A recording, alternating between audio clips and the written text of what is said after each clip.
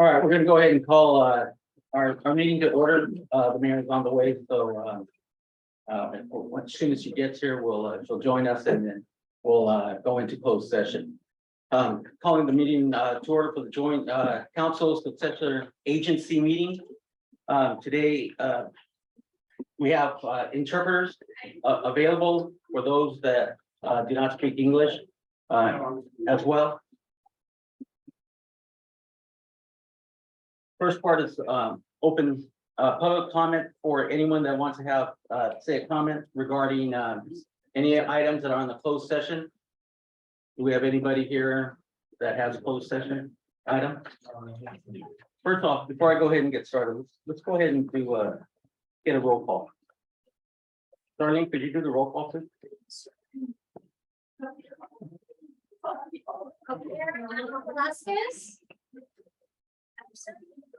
Mayor Pro Tem Ed Jimenez Jr. Here. Councilmember Alejandro Chavez. Here. Councilmember Maria Corlejo. Yeah. Councilmember Fernando Cabrera. Here.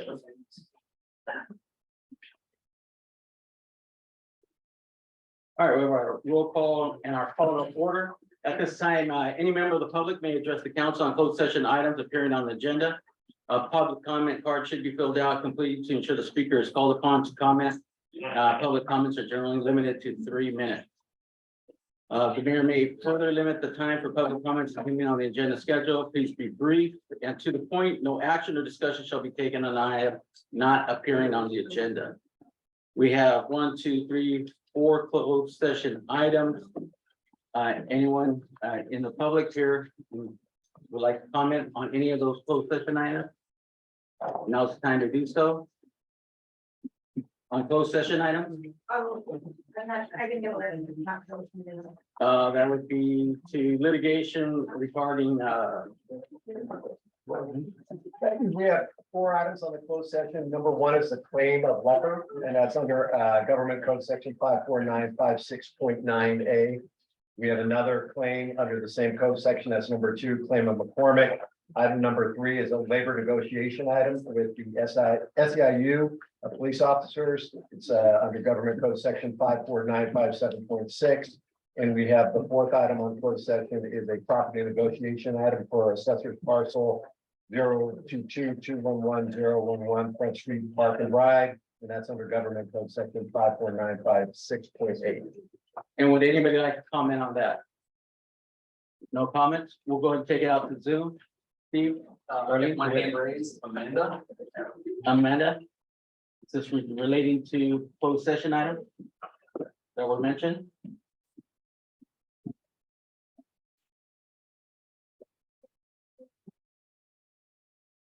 Amanda, can you hear us? Yes, what are the closed session items? I wasn't able to hear any of that. At this time, our Mayor Velasquez has arrived, so I'll go ahead and turn the gavel over to Mayor Velasquez. Thank you, Mayor Pro Tem. So the four closed session items that we have before us tonight is the city council will recess to closed session pursuant to Government Code Section 54956.98 to confer with its attorneys regarding pending litigation which has been initiated formally and to which the city is a part of claim of leper. Did you read them? Oh, okay. Do a short version. Yeah, so we, and the second is just, again, the city council releases to closed session, litigation initiated formally and to which the city is a party of claim of McCormick and the employee organizations of Soledad Police Officers Association, SEIU Local 521 General Unit, SEIU Local 521 Mid Management Unit and representative employees. And item 4 is, the instructions to the city's negotiator concerning the sale, exchange, lease of property located at assessor parcel number 022-211-011 Front Street Park and Ride. So those are the closed session items that we will be adjourning to discuss. And then when we come back, if you're looking for the public comments on the redistricting, that will be after we come back from closed session, which is going to be at 6:30. Thank you. So So do, again, for closed session, do we have anyone on Zoom that wants to make a comment on closed session? Okay, so we have none. So with that, we will recess into closed session and come back at 6:30 for the public portion of our meeting. Thank you.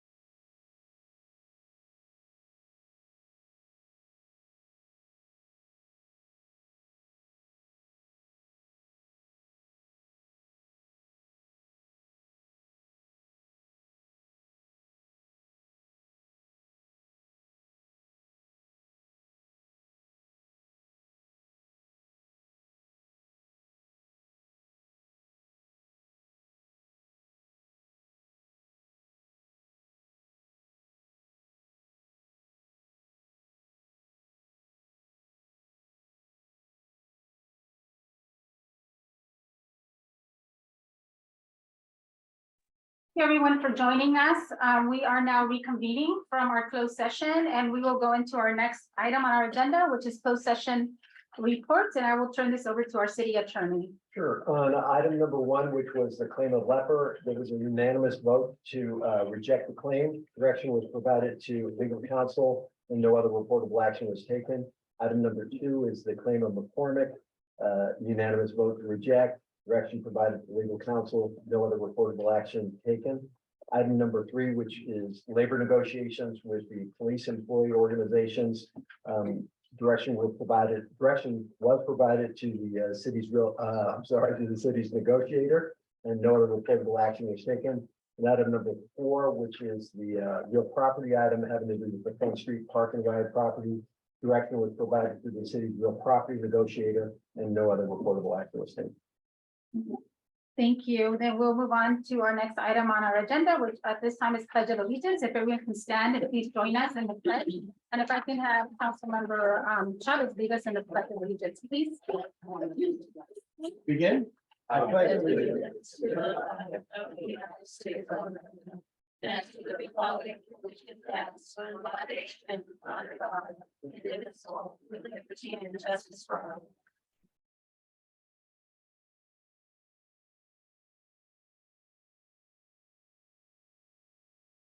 Okay, so at this time, do we have any additions or modifications to the agenda?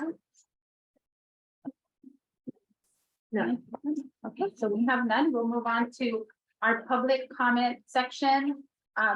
So at this time, any members of the public may address the city council on items of not appearing on the agenda of items of interest to the public that are within the jurisdiction of the council. So if you are here for public hearing number one, there will be another time when we do public comments. So right now it's just for public comments on items that are not on the agenda.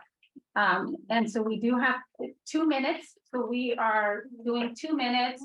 And when you come up to the dais, it's recommended, but you do not need to. It's not mandatory to say your name and your address. So just, again, it's not mandatory. But if you'd like to, you can. I do have so we do have comment cards today since we knew it was going to be a full house. So I do have a public comment on Safe Schools project. And then I will hold your card also for the public hearing number one. So is Manny Medina here? Hi, Chris. Hey, Manny. Good evening, council members, mayor. I just found out about the Safe to Schools project, and apparently today I saw they're putting in, installing the bike lanes and over on Front Street between Oak and Nestles, and I'm impressed. I just want to encourage that anything anybody here can do to keep that project moving forward. I use I'm a cyclist and walk a lot, and it's sorely needed. Not just for what we have bike lanes, but also comment that a lot of the crosswalks here are not marked, and it's a big issue, especially like on Monterey Street, where there's between Main and East Street, there's no stop sign there, and every time I step onto the street, crossing the cars, they don't stop. They do stop when they reach East Street, and there's a stop sign there, but for pedestrians, they won't hold back. And I think one of the solutions, hopefully, I talked to the people that are in the Safe Schools project that are helping organize that. They were laying stuff out there. They're going to receive comments, and I suppose they're going to pass it on to the council or the city. But I just want to add, for right now at this moment, say that I think what's needed there is clear markings of the crosswalks in places where there's no stop sign. Because I've noticed over here on Nets and where the turnaround is, we have bold layouts of the crosswalk. And when I'm crossing the street there, cars stop, far away. And over here where there's nothing to indicate to the drivers, hey, this is a crosswalk, they just keep going. So that's my comment. Thank you. Thank you, Manny. Appreciate that. Okay, at this time, do we have anyone else making a public comment on items not on the agenda? Not on the agenda.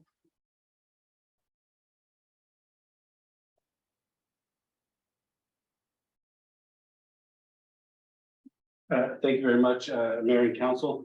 I know that there's a lot of people who maybe are not here traditionally at public meetings, so they may not understand the process. But as I'm sure your legal counsel Rodriguez says, there's not actually a legal requirement to fill out a comment card. And we don't want to make filling out a comment card a way to, I'm not gonna say stifle, but maybe just not allow maximum public participation. So I just want to point that out that, I hope that if people decide last minute that they do want to speak, that this council allows it. Like I said, it's not a legal requirement to have them do that. So thank you. Thank you. Yeah, so as I noted too, this is the first time that we're doing this. Okay. Any other comments under public comments?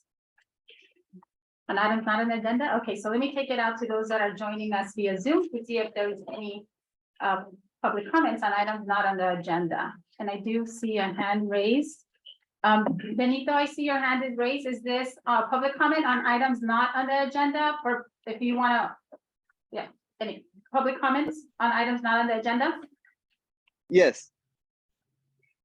Okay, go ahead. You have 2 minutes. Okay, thank you.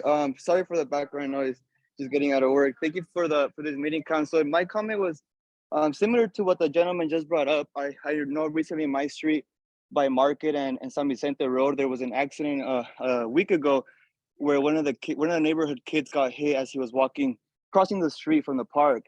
And I think this is the second time that happens on my street. And I just really want to bring it to attention of the council, because a lot of what my neighbors have been doing is telling the police.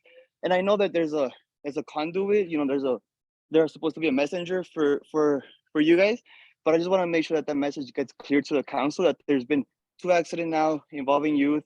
The last kid is still in the hospital. He's gonna need surgery for a month.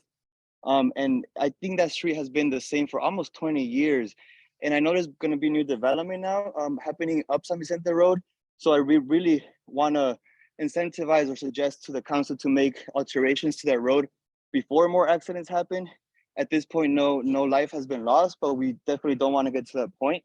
But yeah, I could easily collect a lot of signatures from my neighbors that have been affected, but I don't want to spend the energy doing that when I know the council is very interested in making our streets and sidewalks and parks safer for our youth. So yeah, that's what I wanted to bring up right now. And thank you for listening. Thank you, Benito, for those comments.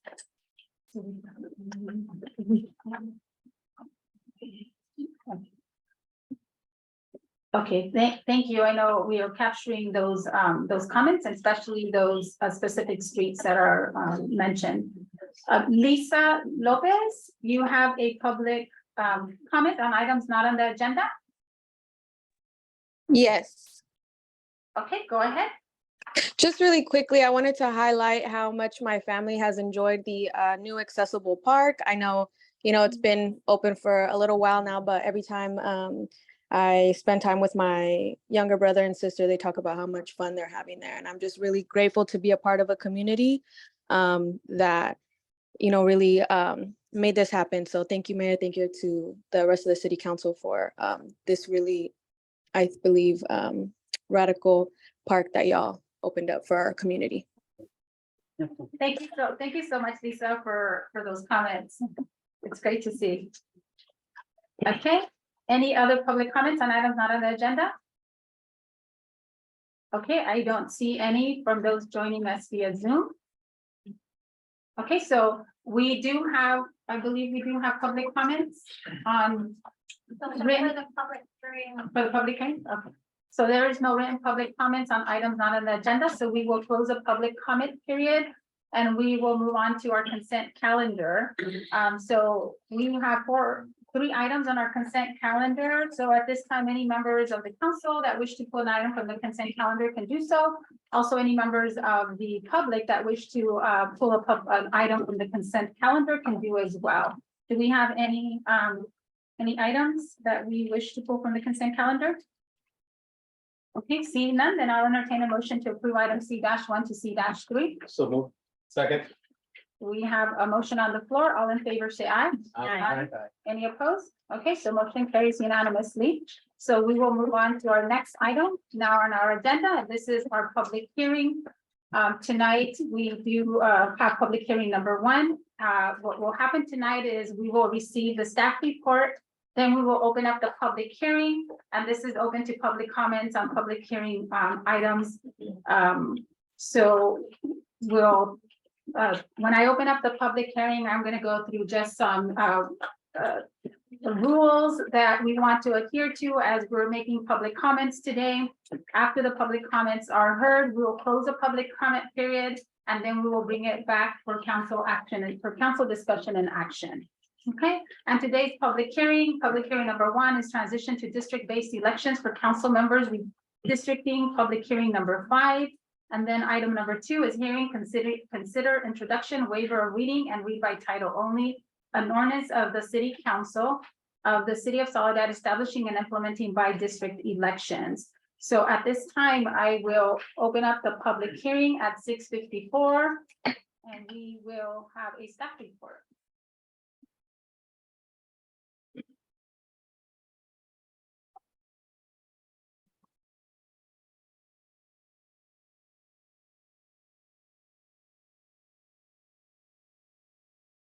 Good evening. For those of you who don't know, my name is Kristen Parks, and I am a consultant with the firm National Demographics Corporation. We were hired by the city to assist with the transition to district elections.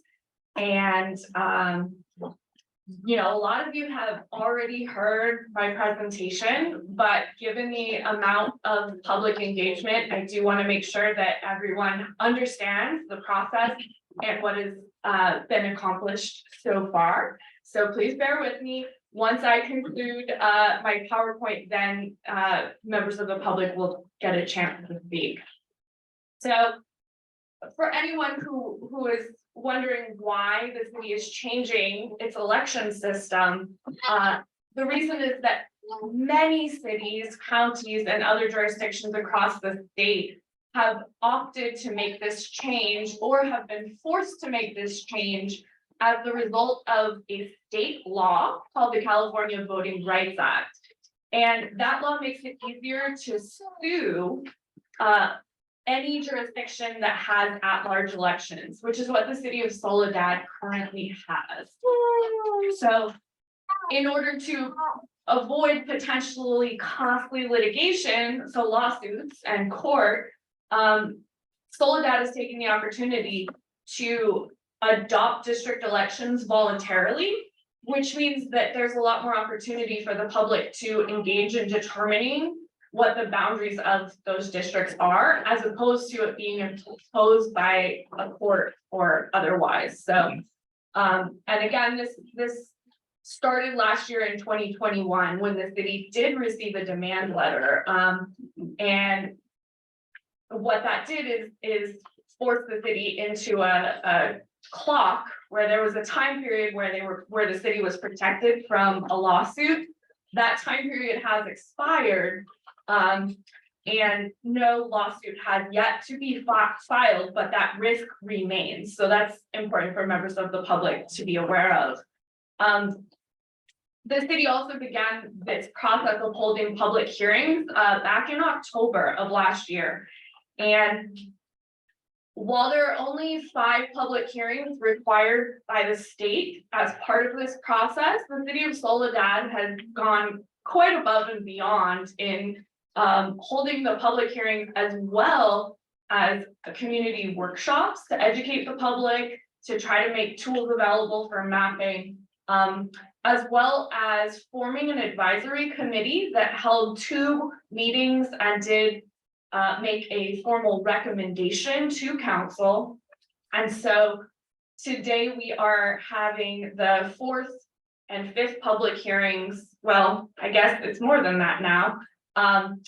But the potential introduction of an ordinance adopting a map is this evening. And then the final vote on that ordinance would occur on September 20th.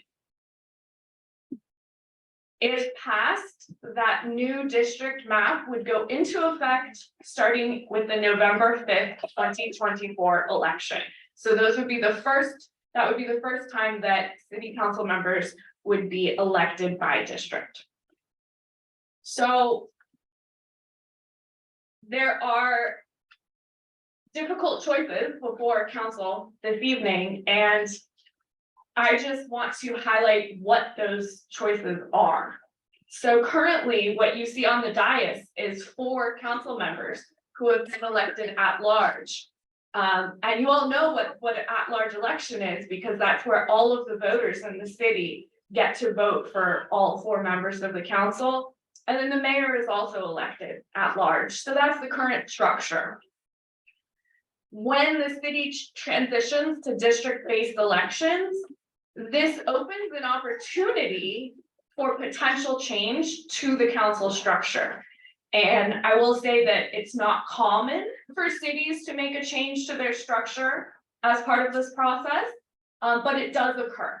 And we have seen it, and we have worked with clients who have made similar changes. So what that means is that the city can adopt a 4-district map, which would continue the current structure of the council and simply change how the 4 council members are elected without making any change to the office of mayor. Or the council may adopt a 5-district map, which would mean that all 5 of the members of the council that you see on the dais would be elected by district, and the mayor would not be elected at large, but would be chosen by the council. So those are 2 forms of council structure that are pretty common in California. And this is the options that are before the council this evening. So hopefully this can clarify it a little bit, just so everyone knows what the choices are. And then as we're actually looking at boundaries on maps for where the council districts are, or should be, or you want them to be, Soledad does have to comply with federal law and with state law. So very briefly, federal law says each council district should be relatively equal in population size.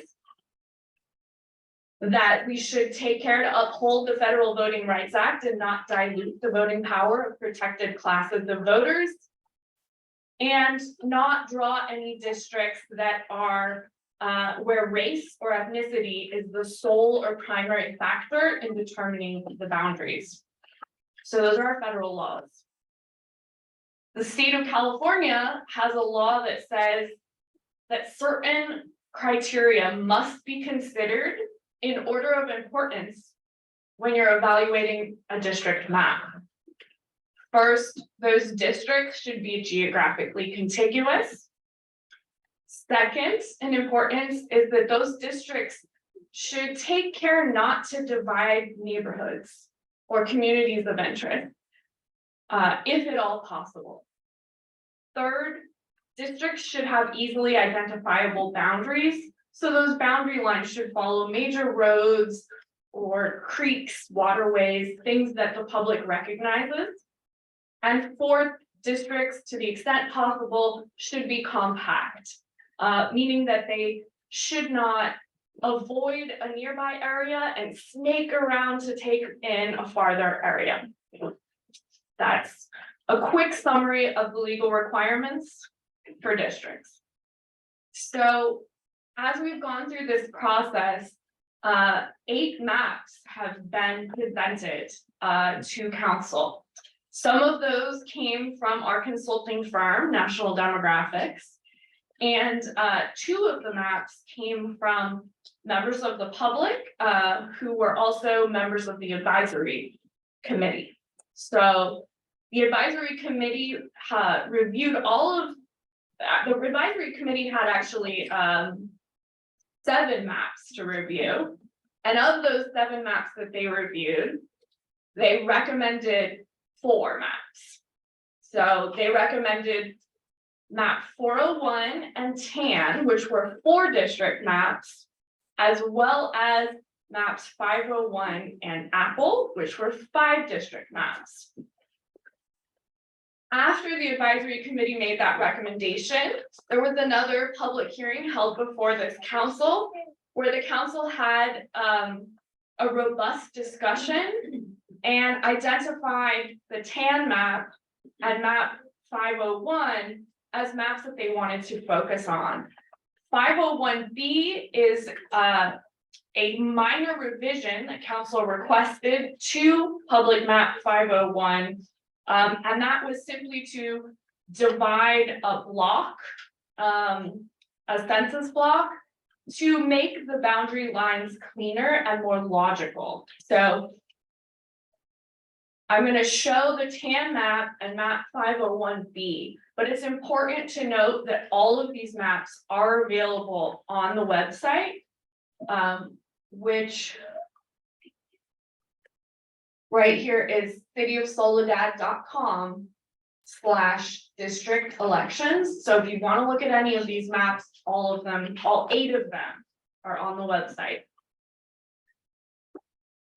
So this is the TAN map. This is a 4-district map. You can see where the boundary lines here are. You can see that this creates a central district, the green one, District 3, and then districts 1, 2, and 4 around it. You also see here that under this TAN map, if adopted, in 2024, districts 3, so that central district, and 4 would be holding elections by district elections. And then in 2026, districts 1 and 2 would hold by district elections.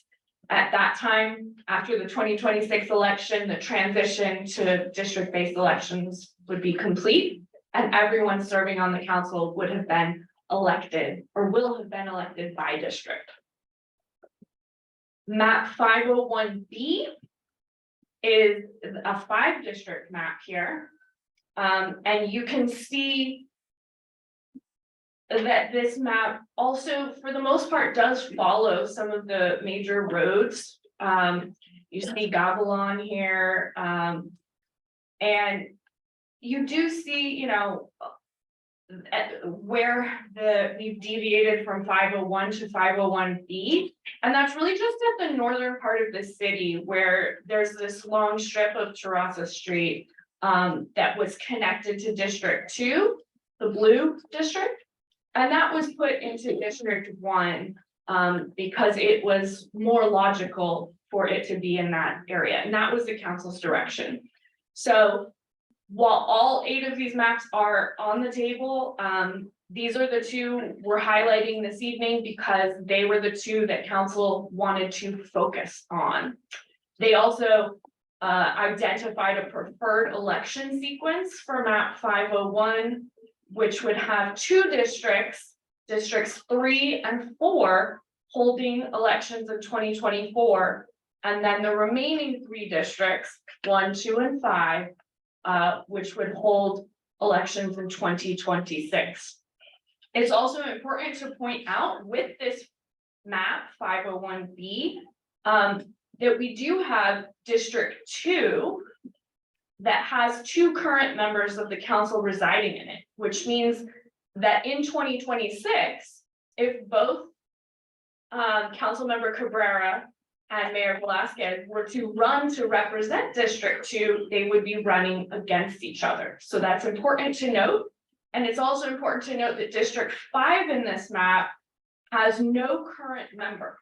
So what that means is that in 2026, when there's an election for a member to represent District 5, that is an open district, and there would be no current members running for that, unless of course someone currently on the dais moved into that district, right? So with that, I am going to end my long summary of how we got here and turn it back over to the mayor. Thank you. Thank you, Kristen, for that information, and thank you for reviewing some of that background information for our public that's here with us today. So with that, I am going to, oh, I'm gonna open the public hearing, so I did it the first time. I am gonna now, at 7:08, we're gonna open the public hearing, and this is a portion where the public can comment on the information that was provided tonight in regards to the 4 district maps. And just before we start the public comment process, I am gonna be using the cards to be able to go through them. But if people want to comment that are not here, I think it's only, it's only fair that we also allow people to speak. And we are going to condense it to 2 minutes. Typically, we have a 3-minute, but because of the amount of people that we have today and amount of people that want to speak, we are going to limit that to 2. So just a couple of items that I want to share before we move on. If you're on Facebook, please know that your comments on Facebook are not going to be part of the record. If you want to provide a public comment, you do need to log on to our Zoom meeting or join us here. But those are not, the comments on live via Facebook are not going to be part of the public record. We also have a Spanish translator. So we have a Spanish translator via Zoom, and we also have a Spanish translator that's here joining us as well. And when making public comments, I know this is an item that's very passionate. We're very passionate about this item, us in the city council, as well as our community. So I do want to make sure that we refrain from making any personal attacks or derogatory comments. Let's be respectful and keep comments specific to the issues on the item. Okay, so I just want to make sure that we remind ourselves. I know that there's been a lot of that on Facebook. There's been a lot of that on social media. And it's not necessary. We can have discussions, whether we agree or disagree, but doing those civilly. And I'm so glad to see many members of our public here to be able to make their comments in a very safe public space. So with that, then I will begin the public comment portion of it. And we will have a timer. So when your 2 minutes are up, the little light's gonna flash green. So that way you know that your time is up, okay? So we will begin. The first card that I have with me is, we'll begin public comments with those that are joining us here in Zoom. I mean, those that are joining us here first on our chamber, and then we'll take it out to Zoom. So Eva Bañuelos. Good evening, everyone. Good evening, Mayor, Council, and everyone that's here inside and outside. My name is Eva Bañuelos. I live at 289 4th Street. And I'm here to not point fingers. I'm not here to blame. It's more when I'm just speaking to myself when I'm like, okay, what's going on? Why is this happening? You know, we're doing good. The council's doing great. But these things that I'm hearing back and forth, it's just, what's wrong? What's wrong with all of us, you guys? We're representing Soledad. The Smithsonian, you know, praised us. We're in the newspaper, we're in the magazine, and this is what we're doing. Come on. You know, do the right thing. Do the right thing and not do the right thing and do it for the community, do it for our residents. Because I'm not only being involved, it's because who I am, because I care for this community. I live in this community. I do a lot for this community. A lot of my friends, a lot of people ask me, Eva, do you work for the city? It's like, no, I am a volunteer. And why? Now, how do you get paid? It's like, you know what? I get paid because this is how I do it. I give back. And why? Because this is my community, guys. I'm not thinking about myself. I'm not thinking about being praised. It's more giving back and who we are representing. This is what we're representing, our Soledad, our voters, our residents, and the upbringing of the next generation that is here behind me as well. Another thing too, guys, do the right thing. And I'm for the 4 districts because there's nothing wrong right now that we are voting all you guys and also the mayor. So let's do the right thing and think of the community, not yourselves. Thank you.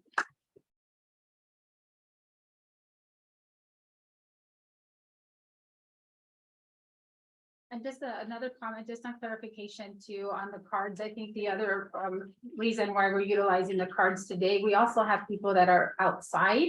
So in order to allow also those individuals to have the opportunity to speak, and when we call them, it's easier to for the operations, operationally. Okay, so we will move on to our next speaker, Adrian Tamayo.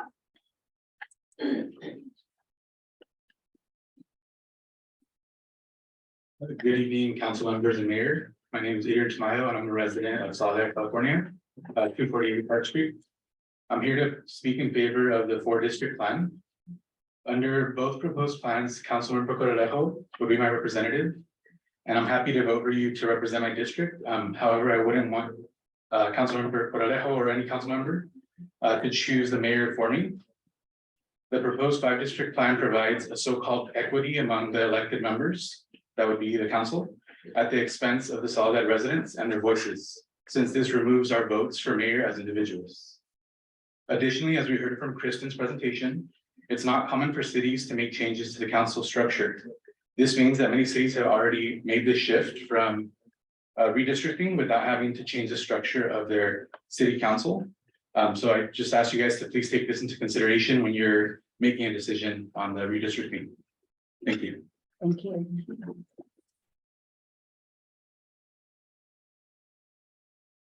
Estela Cervantes.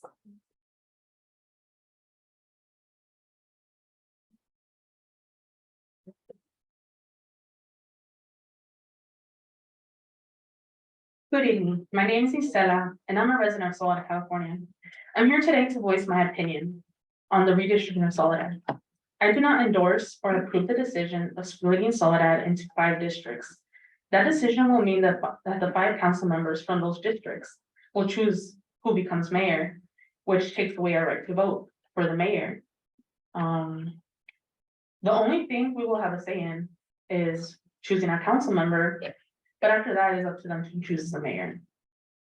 With the council members voting amongst themselves, it does not give us the influence to decide who we want as mayor.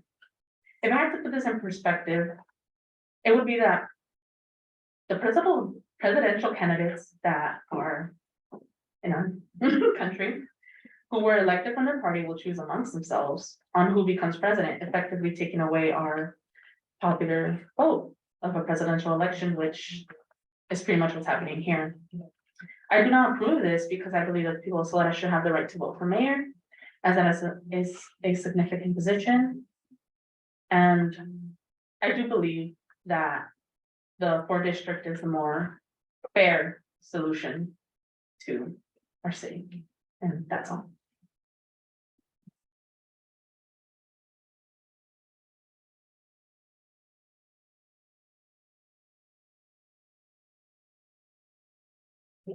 I have one that doesn't have a name and it's not required, but is miembro de la comunidad. 980 Front Street, 78.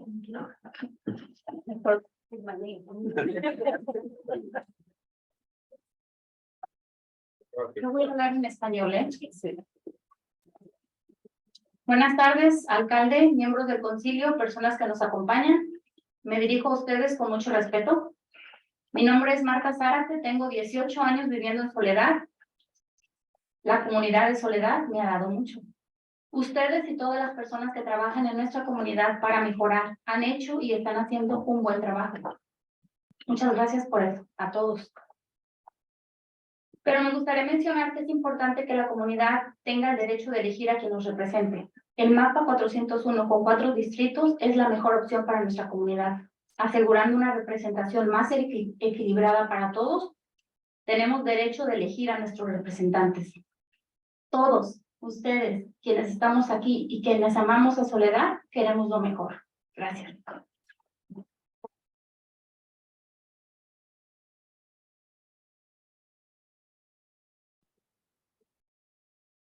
Good afternoon, Mayor, Council, and public. My name is Marta Zarate, and I've been living in Soledad for 18 years. This community has given me a lot.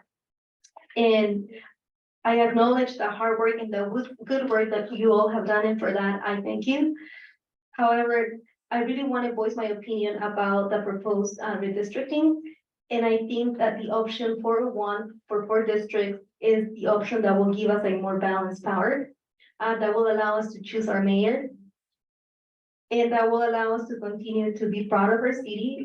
For those of us that love our city and that we want the best for it, I think option 401 is the best option.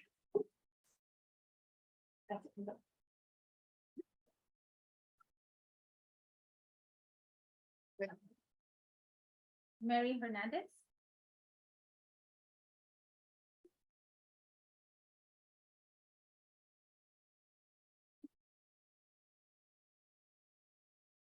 Hello, Mayor and Council. I've lived here in Soledad pretty much all my life. And this issue is kind of sad because voting for our mayor is, I think, very important for a lot of us in our community. And without doing that, I think we're losing the diversity of electing different people for that position, as well as for council. And I think being that we live in the most progressive state in this country, why are we trying to take that away from our citizens? Why are we trying to infringe on the voting rights of our citizens by doing the 5 district and then only allowing council to select who will be mayor? That's just not acceptable in my eyes at all. And just like some of the other people in this community feel the same way. And I really feel that taking that away is very critical. And it doesn't allow us to really have proper representation in our council and as mayor. And I just wanted to say that. Thank you for that opportunity.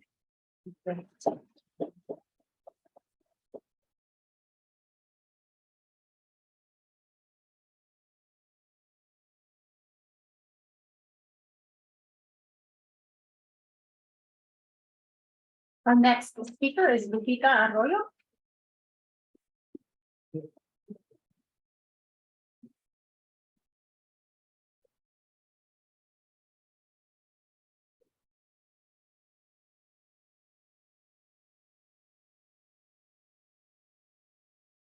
Hello, Mayor Velasquez, hello, City Council, hello, everyone in back of me. I just want to take a moment to say thank you to everyone present. This is the first time we had to use speakers. So it's great that we're all here, in community, you know, voicing our opinion, whatever it may be. So my name is Lupita Arroyo and I'm in favor of the 4 districts. Voting rights should and need to stay at large. The city of Soledad deserves to have their voices input in consideration of who is mayor. You were all elected once and you will be elected if the community wants it. In a democracy process. Voting for the mayor allows the community members to be part of the community. That is one of the most principles for this community. And so please don't take that right away. Some of the benefits for the 4 districts is that there's going to be 2 people appointed for support of the community. So it's going to be one of the districts and then it's going to be the at-large mayor. So that makes 2 people as opposed to 5. That would only mean 1. Also, if there is an elected 5 district, there's almost no chance for transparency. How will that be elected? How will we know how that info will not be our part of the community? I also want to point out that the district community did advise. It was 3-0 for the 5 districts and at large unanimous vote for the 4 districts. I have yet to hear any benefits for the 5 districts that apply and are applicable. Also take a look around. Every comment that I have heard has been in favor of the 4 districts. And I definitely want to continue to have the community have a voice, be part of the community, be part of the public. So please listen to everyone, all the inputs. Thank you. Thank you.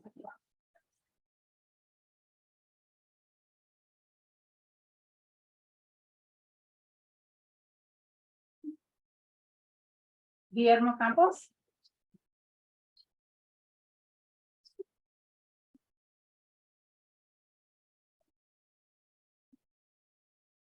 Good evening. My name is Guillermo Campos. I live in 612 Verano Street. I lived here for, oh, there's a typo. For about 22 years. The reason I'm here is just, I've been hearing a lot of noise about what's going on, the redistricting. I understand that, something's gotta change, you know what I mean, as we evolve, but my take is this, I thought about preparing something and writing something, but I'm just gonna speak from my heart. The 4 districts, man, for me makes sense. Like the young lady said up here, each and every one of you were elected to that seat. By all of us here, and all of us who couldn't be here right now, right? We all have a voice. Unless you guys want to put a piece of duct tape over my mouth and take that voice away from me by doing the 5 districts, it doesn't make sense, right? Just like you said, each and every one of you were elected. And growing up, we always taught our kids, right? You want something, go get it. Nothing's going to be given to you. Nothing, right? Nothing's going to be given to you. So why take that away? We have a voice too. Each and every one of them. Everybody here has a voice.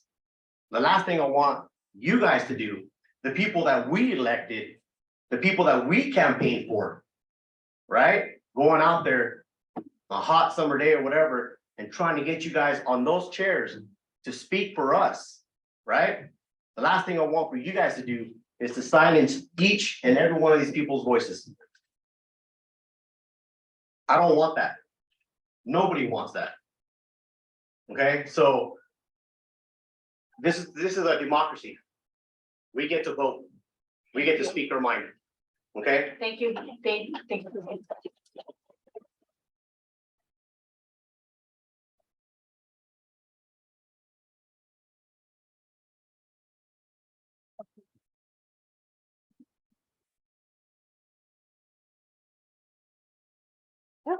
Felipe Melcher.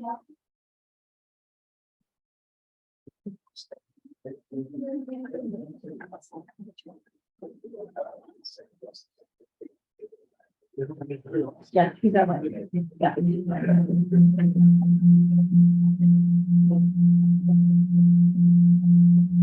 And full disclosure, this is my husband.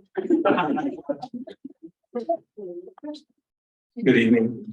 I want to start off by thanking everybody for their work and their accountability as representatives of the people.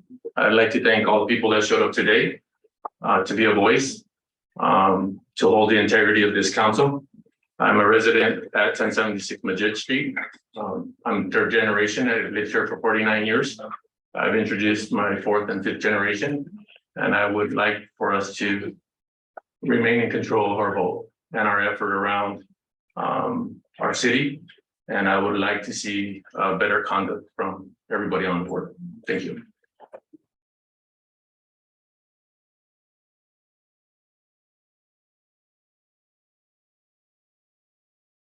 Maria Rasconi.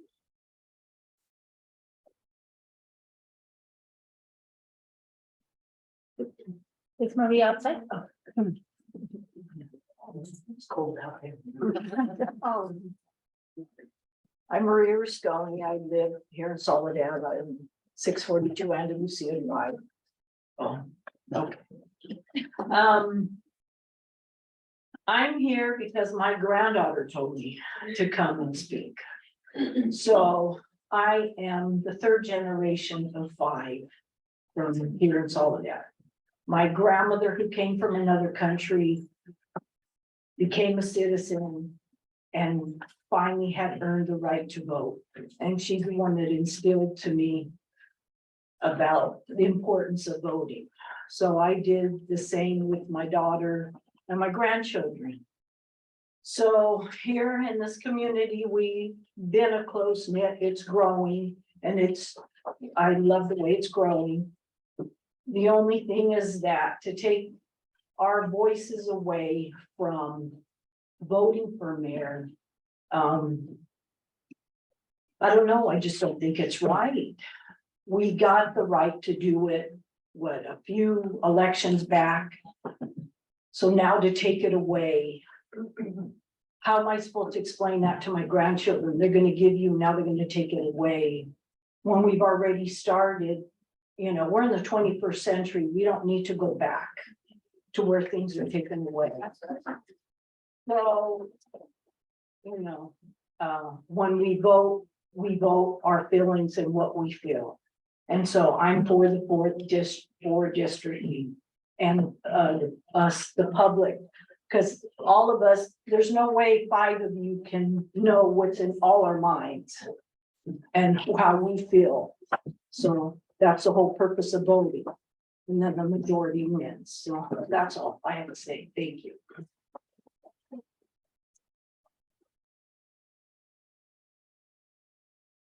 So as we also have attendees on Zoom, we have about 53 people on Zoom as well. I'm gonna switch back. So that way we can have some Zoom comments and then I'll bring it back to the chamber, if that's okay. Yeah, you could do that. And then what, we're gonna stop halfway through the Zoom calls and then take the. Yeah, so we have a few of those. Since we did the cards, I want to at least take some of the people that have their hands raised on Zoom. And then come back. We could do that. I mean, we just heard a comment from somebody that's cold outside, so it might be better to go ahead and take the people that are actually here, and the people that are calling for the comfort of their home and less inconvenient by the conditions and so forth. But I would do discussion here, the chair. So. Yeah, okay, so let me take at least 3 from here, and then I'll take it back out. From the Zoom call. I mean, we take these 3 of the Zoom calls and then bring it back to the members of the public that are here. Is that okay? And Mayor, after you do that, maybe we could prioritize the people outside as well. Yeah, I just need to know who are the people that are outside that have. I just came from outside too. You just came from I just outside? came from outside. Then have a Yeah, card? here. The cards are there in your stuff. Yeah, but the people that are outside, so I know, they're all of the people that are outside. Yeah. We have collected all those cards as well. They're just not in a certain order in your stack, but they're in. If you wanted to, why don't you take the few from the Zoom and I'll go outside and see who's. Yeah.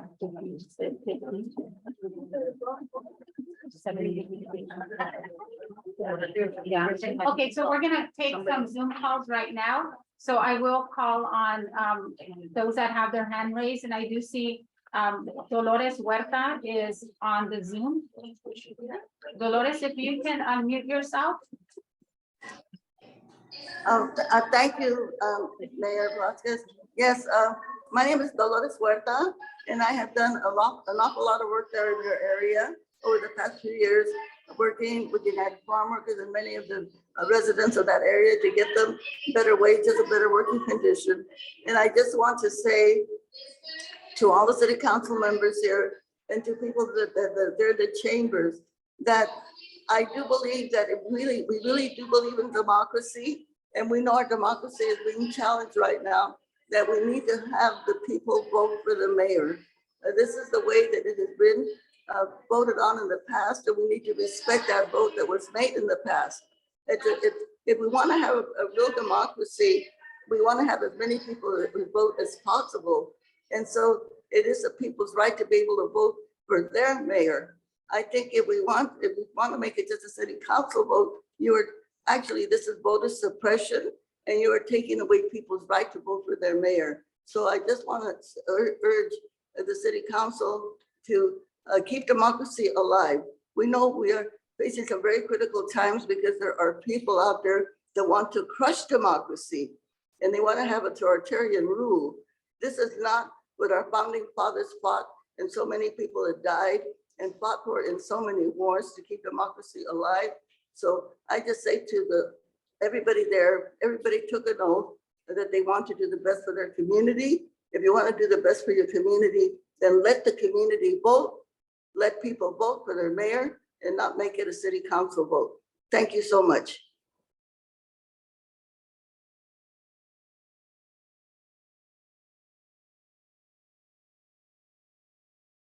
Thank you. I will move on to our next speaker, that had her hand raised, and it's, Leslie Macias. Hi, yes, my name is Leslie Macias. I've lived in Soledad for the past 22 years, and I am in complete favor of the 4-district map. I want to say some reasons why I think the 5-district map and the council members electing the mayor is a negative thing. First off, as some people already mentioned, there's the potential for a lot of political polarization and division within our local government, which I think we already see, but I think that this would exacerbate the problem. Additionally, I think that as we already see, there would form alliances and factionalism in our local government, which is something that we don't need in Soledad. I feel like Soledad is a pretty united community and has been for the past 22 years that I've lived there. I don't want to see that what's happening on the federal level happen in my community as well. It's ridiculous. I think additionally, it will lead to a lack of transparency and accountability. When mayors are elected by their fellow council members behind closed doors, it's challenging for the public to discern the decision-making process. And this lack of transparency can erode public trust in local government and leave citizens feeling more disconnected than they already are from the decisions that affect their daily lives. Council members electing mayors also raises concerns about potential for backroom deals and political maneuvering. In such a system, council members may engage in negotiations and bargaining to secure the mayoral position, potentially compromising the integrity of the selection process. Leslie, we can't hear you. Leslie, can you Yes, unmute? I am unmuted. Can you hear me now? Yes, you can continue. Okay. Like I said, council members electing mayors also raises the concerns for backroom deals and political maneuvering. In such a system, council members can engage in negotiations and bargaining to secure the mayoral position. Potentially, this compromises the integrity of the selection process. This can result in mayors who owe their positions to political favors rather than qualifications or commitment to the community.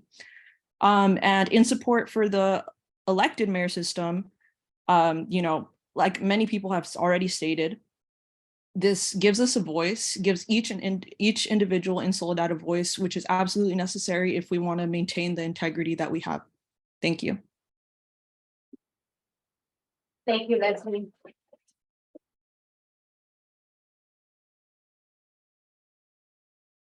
So next, they had their hand raised, Brenda Granillo.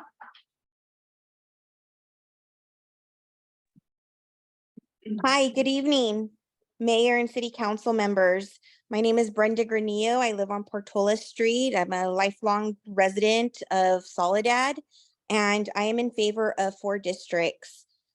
4 districts meets all the federal requirements and state requirements to bring equity to voting for the city council members and keeps the voters being able to elect the mayor of the city of Soledad. And I want to highlight some comments that were made by the city council members at a previous public hearing that really referenced the mayor as just a title and just like any of the other council members. And I think that can't be further from the truth. The mayor is elected by the people and has to gain the votes in order to remain in that position. And they also represent our city at the county, state, and federal level. They also join the rest of the mayors throughout our county and have really great discussions and really bring back a lot to advocate for our community. It's not just another council seat. It's not just a title. There is so much more to a mayor in any city. And if that was the case, then you would be completely fine by choosing 4 districts instead of 5. I also want to add that 5 districts, it's hard enough getting candidates to be on the city council. How many times have you guys been on the ballot and ran unopposed? What is our voter turnout like? So that is not bringing equity to Soledad. Thank you, Brenda. Thank you.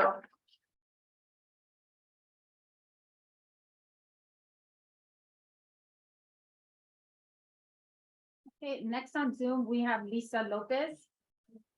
Lisa. Can you hear Lisa, me? can you unmute yourself? Yes. Hi, my name is Lisa Lopez. I live on Rosconi Drive. I'm here today to voice my support for a 4-district map that would allow Soledad residents to retain their right to vote for mayor. Just as many others have voiced their concern, it's disappointing to hear that having our right to choose for our representatives has even been proposed to be limited or having our voter rights suppressed. But I also just want to voice how proud I am today of our community for coming together, showing up and voicing just our concerns, right? And voicing that we are going to refuse to allow this trend of voter suppression in Soledad to continue. And the reason that I say continue is because those who may not be aware, there is one individual on the board right now that was actually not voted for by our community to be sitting there, and she was appointed. I don't want to make anyone feel attacked, but that is the current trend that's going on today. And I want in Soledad, unfortunately, and I just want to say how proud I am of our community for showing up today to not allow that to continue. And I want to urge this person to stand up for democracy in our community and just be honest with the people about how their position on the board came to be, because it wasn't by the votes of the people. Thank you. That's all I have to say today.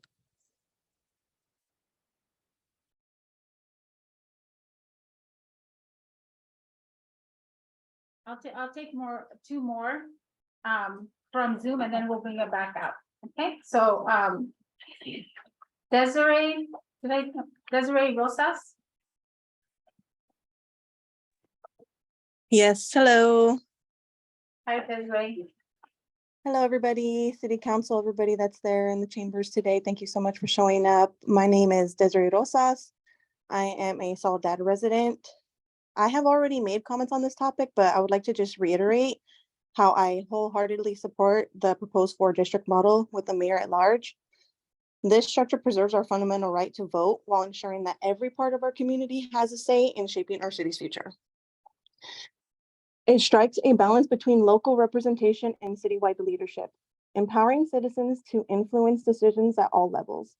This approach fosters transparency, accountability, and inclusivity. I urge you to embrace this model, reinforcing our right to vote and building a more responsive and connected city where every voice counts. Thank you.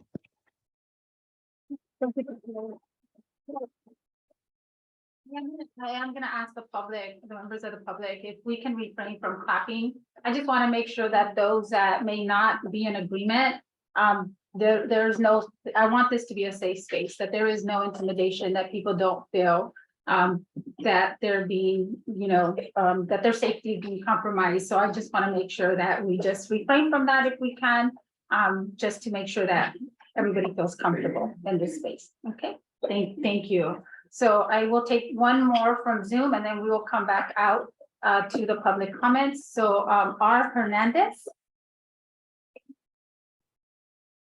If you can unmute yourself, R. Hernandez.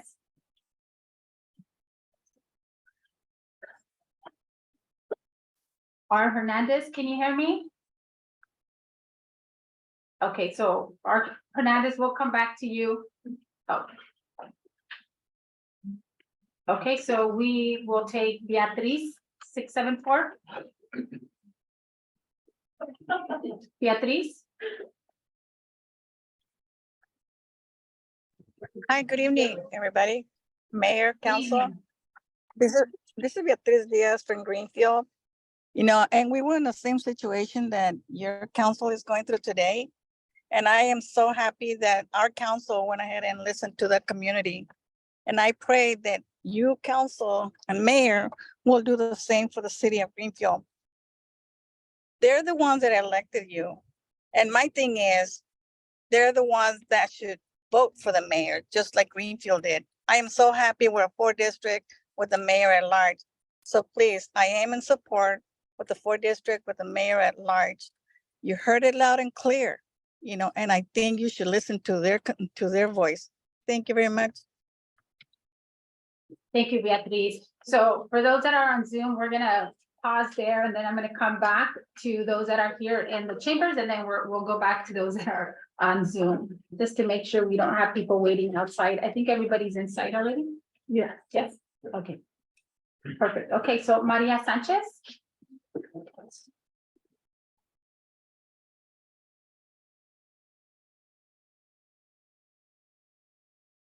Voy a hablar en español. Buenas tardes a todos. Mi nombre es María Sánchez y estoy aquí para apoyar los 4 distritos porque me parece lo más justo para la población de Soledad. Los concejales Corralejo, Jiménez y Chávez dicen que 5 distritos es lo más equitativo. Y yo me pregunto, ¿equitativo para quién? ¿Para quién más aparte de para ellos mismos? Porque obviamente solo están mirando sus propios intereses y no los de los ciudadanos. Porque aquí claramente pueden ver que toda la población quiere 4 distritos y no 5 distritos. Y porque nadie quiere que nos quiten el derecho de elegir y votar por nuestro alcalde. Y a esos 3 concejales quiero decirles que yo creo que ya se les olvidó por quién y para qué están en esa silla. Ustedes están aquí por y para los ciudadanos de este pueblo, para representarnos y hacer lo que la población conviene y quiere. Les quiero pedir que por favor hagan lo correcto y no vayan en contra de lo que la comunidad quiere y le conviene. No echen a perder su trabajo de todos estos años que han estado en esas sillas solamente por cumplir un capricho y por sentir que tienen el poder en sus manos. Y por último, solo quiero recordarles que todos somos reemplazables y que nadie quiere tener en un concilio a alguien que va en contra de los derechos de sus ciudadanos. Gracias. So can we not clap? Thank you.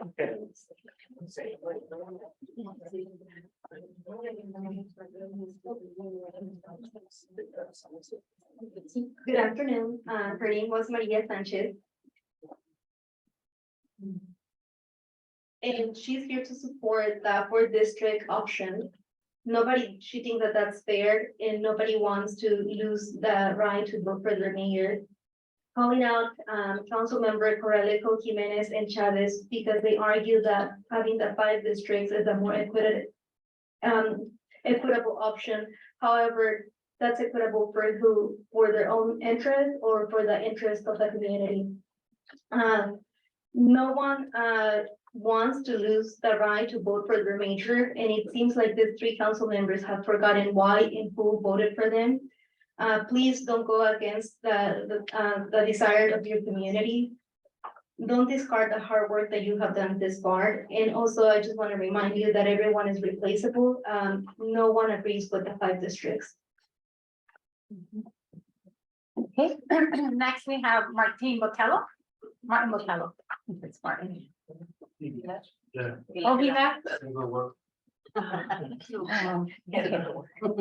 Next, we have Maria Vidal Morales.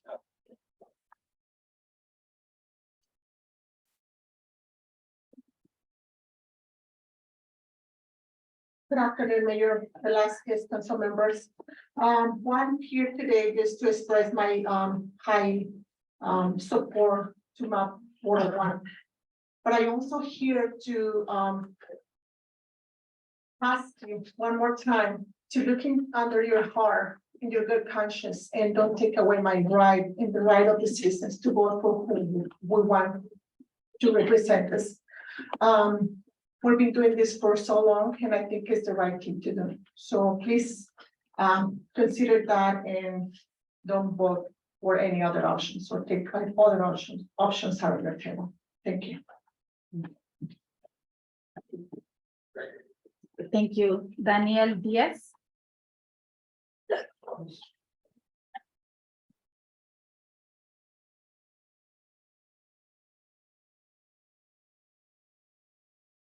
Good afternoon, everybody, mayor, council members, community at large, joining us tonight.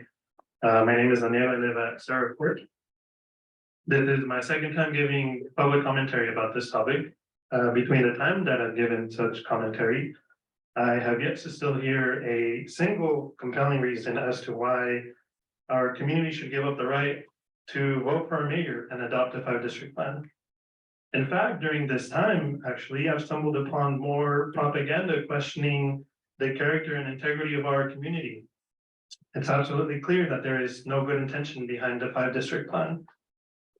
And to the 3 council members who we know are in support of the 5-district plan, I'm sure when you started your political career, you set it out with the same intentions as all of us, to represent us well for the betterment of our community. Don't prove me wrong. Do the right thing, because history doesn't take kindly if you stand on the wrong side of it. Please adopt the 4-district plan. Thank you. Brian Danda.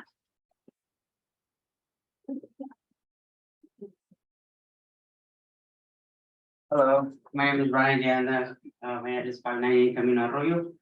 And I'm here to support 4-district map, which I'm sure you guys heard me say is more equitable, is what keeps us from voting for a mayor. And I'm sure it all sounds like blah, blah, blah, because you guys don't seem to hear us.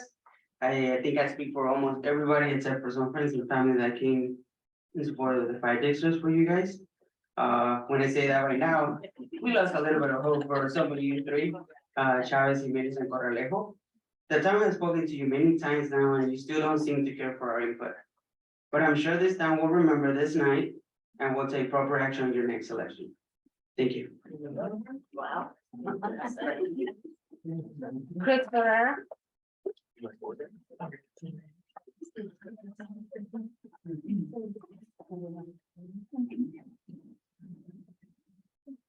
Good evening, Mayor Velasquez and the City Council. My name is Chris Ferrer, President of LULAC Council 2055. I am here to advocate for district elections with the 4-district and at-large mayor model. Every single resident of Soledad should have the opportunity to vote for their mayor. Please do not take away that right to vote. It's very suspicious that one of the final 2 maps was drawn by a former mayor of Soledad. And in this map, 2 allies are pitted against each other, therefore eliminating your mayor. Mayor Velasquez is one of the great ones. She gives her all for our community, youth, and isn't afraid to bring up the difficult questions. You serve on this council, and it should mean to serve the community. Not to do everything to control the power and keep others out, just what's on your own agenda. The goal should be to nurture our youth and so they can take over this council in the future. The community of Soledad voted Mayor Velasquez and deserves to keep her mayor, their mayor. You have the power tonight, and I hope you vote the way the community wants you to vote. Keep Mayor Velasquez. She's good for Soledad and it's definitely happening in Soledad. Thank you.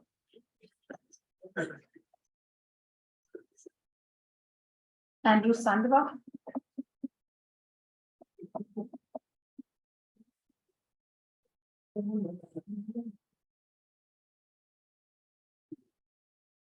Hello, my name is Andrew Sandoval, and I'm the immediate past district director for LULAC. And we've moved several agencies to district election, including the city of Greenfield, city of Monterey, and the city of Gonzales. And they've all made the right decision to have 4 districts and keep their mayor voted by the residents. If you make this decision to eliminate the voters' right to choose, you know, your saying may be changed by the world, it's happening in Soledad. You're gonna say, ¿Qué pasó en Soledad? So look, I want to go look at that wall right there, because it took 99 years to have a female representative here on the city council. Okay, it was overwhelmingly decided by the voters that she should be the mayor. You have an important decision. Will you take the voters' rights away? The council had an opportunity to add more residents and community groups to the districting committee, but it chose not to. So when you hear that they've had a great process, they chose not to include more community members and said only to choose their representatives to sit on that. That's why we have this interesting dynamic that's occurring here. I remember a comment that Councilmember Chavez said when he compared moving to district elections to what was happening in Ukraine with Russia. He claimed the districting process was autocratic. But now that this process is moving forward, If they choose to remove the mayor, that is autocratic. That is a real comparison to what's happening in Russia. A survey was put on social media, 99% of all the people chose 4 districts and to select their mayor at large. So are you gonna go with the 99% or are you gonna be part of the 1%? I haven't heard a single person here in support of the 5 districts. This map looks more like a political move than a fair map. Of course, as Chris mentioned, this was submitted by Mayor Ledesma and will remove Ana Velasquez, duly elected mayor's possibility to run for council for 2 more years. Is that what the community wants? No. I don't think so. Do the right thing. Monica Andrade. Should I disclose? Yeah. So, just for disclosure, Monica is my wife. Good evening, council. Good evening, community members. And good evening to the press. I'm going to be speaking as a woman, as a veteran of war, somebody that has been to countries where voter suppression is real, where it has happened, and I've seen that. I lived through it, and I do not want to see that here. This movement was never about Mayor Ana Velasquez. It was always about leveling the playing field in terms of running for city council. Not for you to take this opportunity to diminish our vote. I asked each one of you individually, why do you believe you are more equipped to pick who should be mayor than your own constituents? You seriously underestimated our desire to protect our vote. We also need, and I'm going to repeat it again, along with 4 district voting, we need campaign contribution limits. Soledad currently does not have some. And all these special interests can pour in money and diminish our district elections. So to make this movement full and complete, we want campaign contributions and term limits. Thank you and good night. Thank you. Maria Morales.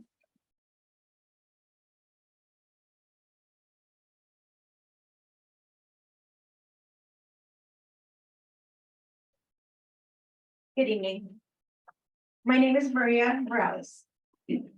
I was raised in Soledad my entire life, and I'm proud to say that I'm raising my 2 boys here as well. What I understand about district elections is the federal and state legislation passed so that minorities and other members of protected classes were not being denied the opportunity to have representation of their choosing at the local level. Polarized voting, for example. The process means voters within a designated electoral district elect 1 representative who must also reside in and be a registered voter of that district, allowing each geographic area of the city to be represented. I also understand that City of Soledad is in violation of the legislation and must pass a 5 or 4 district map where the voters, such as myself, keep the right to vote for the city's mayor, which I am for, the 4 district. All cities in Monterey County have elected to keep the mayor at large, whereby voters get to vote for their mayor, with the exception of Kings City. The idea of district elections is to allow for better representation and more candidates to run for office. That is why for me, it is very concerning that the 3 council members, Jimenez, Corralejo, and Chavez, want to take my right to vote for the mayor of our city. The city council members and mayor alike should keep their oath and commitment in making decisions that are in the interests of the community as a whole and not their own personal agendas. Thank you. Gloria Ledesma.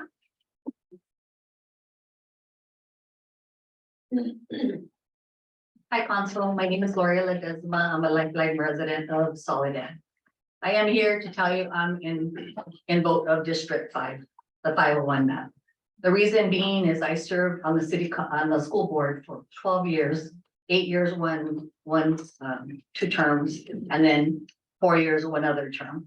And us as board members elect our own president. And the reason being is there's more harmony.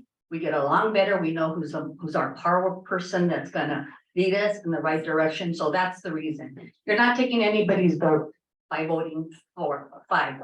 You're basically there, you within yourselves will know who the person that should be the leader is the leader. So when they're saying, oh, we're losing their right to vote for a mayor, that is not the truth. You're gonna vote for another person. And that person within all the 5 of you, you're gonna vote for the stronger person or the person that you're gonna find the leadership in. That is the way the school board does it. Vice president, the same thing. We never had a problem. We always brought it to them and say, would you consider being the president of our school board? They would say, no, my mom's sick. She's in the hospital. I can't do it at this time. Then we would go to the second person.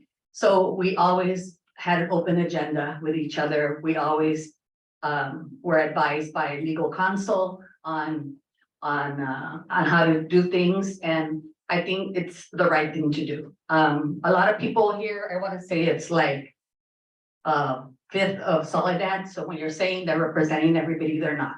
Okay, most people, I just got surgery on my foot and they made time to come. And no, Mr. Ledesma does not own Soledad and does not control everybody the way they think they do. My husband and this whole thing about Mayor Velasquez stating to be nice and not point fingers, that's what you're made of, right there. You want to point fingers. So, Point of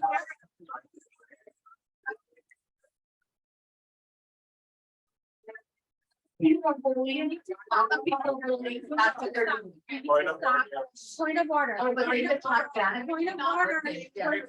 Okay. Yeah, time's up, but you could talk Yeah, bad about. so the council excuse members. me. Yeah, Excuse me. no, you don't need. Excuse me. You're out of order, Gloria, and you know the rules. So people have the right to say what they want. And I stated at the beginning that it's no personal comments. So if you're gonna defer from personal comments, or else everybody else has a right to make personal comments. If we're gonna be fair, then we're gonna be fair, and we're not gonna do that. So thank you. And for the rest of us, I would ask that we really make sure that we keep it professional, that we're respectful, and that we stay to the point without making any personal comments. Thank you. Okay. Sam Gomez? Excuse me, but can we get some clarification, please? Just clarification with your attorney.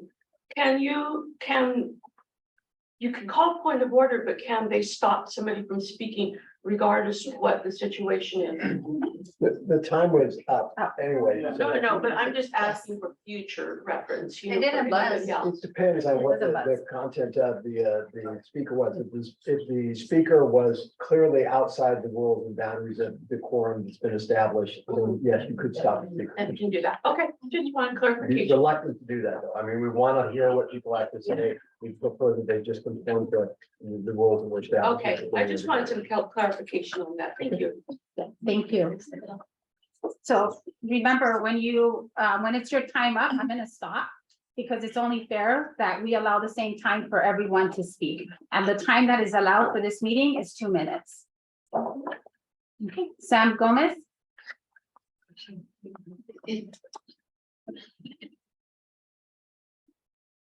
Good evening, city council members and mayor. Bear with me, I'm a little nervous now. My name is Sam Gomez and I am a resident of Soledad. I am here today to ask the council to please consider voting for the 4-district map this evening. With the 4-district map, I will be able to keep my right to vote for mayor, which is something I value deeply as a registered voter and community member. The main purpose of district-based elections is to increase representation with the goal of giving people the opportunity to have greater agency to decide who represents them. By removing the at-large mayor seat, you're reducing representation of our community as a whole. Major cities such as the city of Salinas, Monterey, and several other large communities all have an at-large mayor voting system, which works for the community. The city of Soledad is continuously growing, and with our population rising, we need to be able to vote for a mayor. I'm hoping that the council will listen to our community tonight, who are the same constituents who voted for you all to be on this council.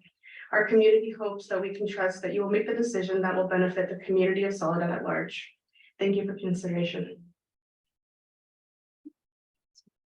Junior Nuno.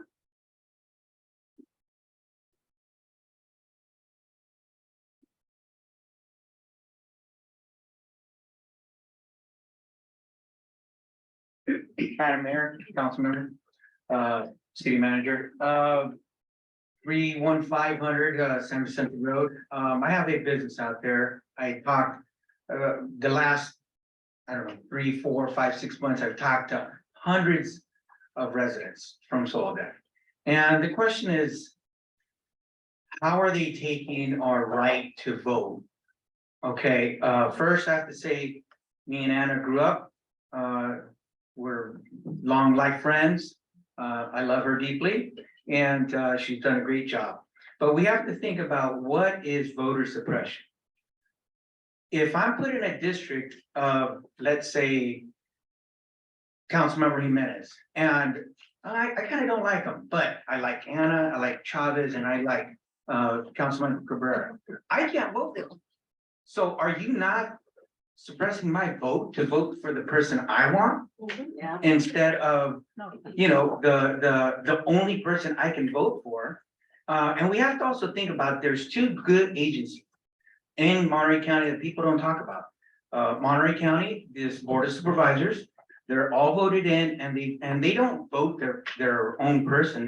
They nominate, they talk, they know their structure, they know the powerful person that can lead them all. Hartnell College, the same thing. They rotate their head person. So I think people are talking about one position, but that's suppressing one vote. And how about the other 2 or 3 votes that are suppressing me from being in one district? And that's the question everybody needs to ask themselves. What are you suppressing? Are you suppressing one vote, or the possibility of suppressing 3 votes of mine versus 1 and a mayor? So it's not, if it's gonna be fair, I think you should look fair all the way around. Nobody votes for the mayor and everybody rotates. It's not that you elect, it's you can rotate. Thank you, Junior.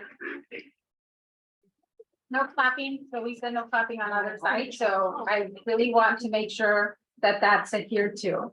And I really need help from the attorney and from our city manager. We set some rules at the beginning because we knew this was gonna be contentious, and if other people can respect it, I think everybody should respect it. So we will move on to our next item. Our next person is John Boren. Good evening. My name is John Warren. I live at 949 La Colina Street. I am here in support of the 4-district plan and opposed to the 5-district plan. And why would it be good to reduce the choice that voters have in their representative democracy? If you go back over 200 years ago, after the ratification of the Constitution, it used to be that US senators were not directly elected. They were chosen by the state legislatures. And we changed that. Why did we change that? Because we wanted people to have more direct control over their representatives. We changed it. So why would we want to go back away from more direct control? If you do the math, right now, 51% will get the mayor elected. If we change to the 5-district rule, you can get a mayor elected with only 11% of the voters in Soledad, because they only have to elect from 1 district and then get 2 other council members to swing the votes. So do we really want a city where most people didn't vote for the mayor? We really want that? Thank you.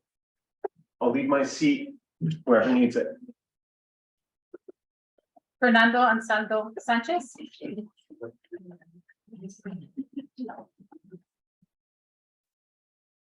Hello, my name is Fernando Ansaldo Sanchez, and I'm a resident of Soledad. I wanted to start by saying that I am not speaking again in any official capacity, and I am not speaking on behalf of the District Union Advisory Committee. I'm speaking on behalf of myself and only myself and expressing my personal views. I did create map 401, and the map was confirmed by Kristen Parks to be compact and contiguous when presented to the committee. I just wanted to make that point clear, as it was mentioned during the last public comment public hearing, that it was not compact. It is compact and it follows the policy set in place. Regardless, regarding the district selection, as a resident of Soledad, I believe it is best to have 4 districts and an at-large mayor. The reason being is that I want to retain my right to vote. Additionally, having an at-large mayor voted in by the public adds a layer of accountability, as this representative was directly elected by the entire city of Soledad and not just by one section of the city. I want to reiterate the fact that Mayor Velasquez made history as the first woman to be elected mayor in our city. This historic achievement cannot be understated, and it is disappointing to see an effort to remove a woman of color from a position she rightfully earned. Mayor Velasquez was given the title of mayor by the voters of Soledad, and only the voters should be able to remove that title. The voters elected Mayor Velasquez in 2020 by 14 points and re-elected her by 29 points in 2022. The voters spoke and the voters chose Ana Velasquez.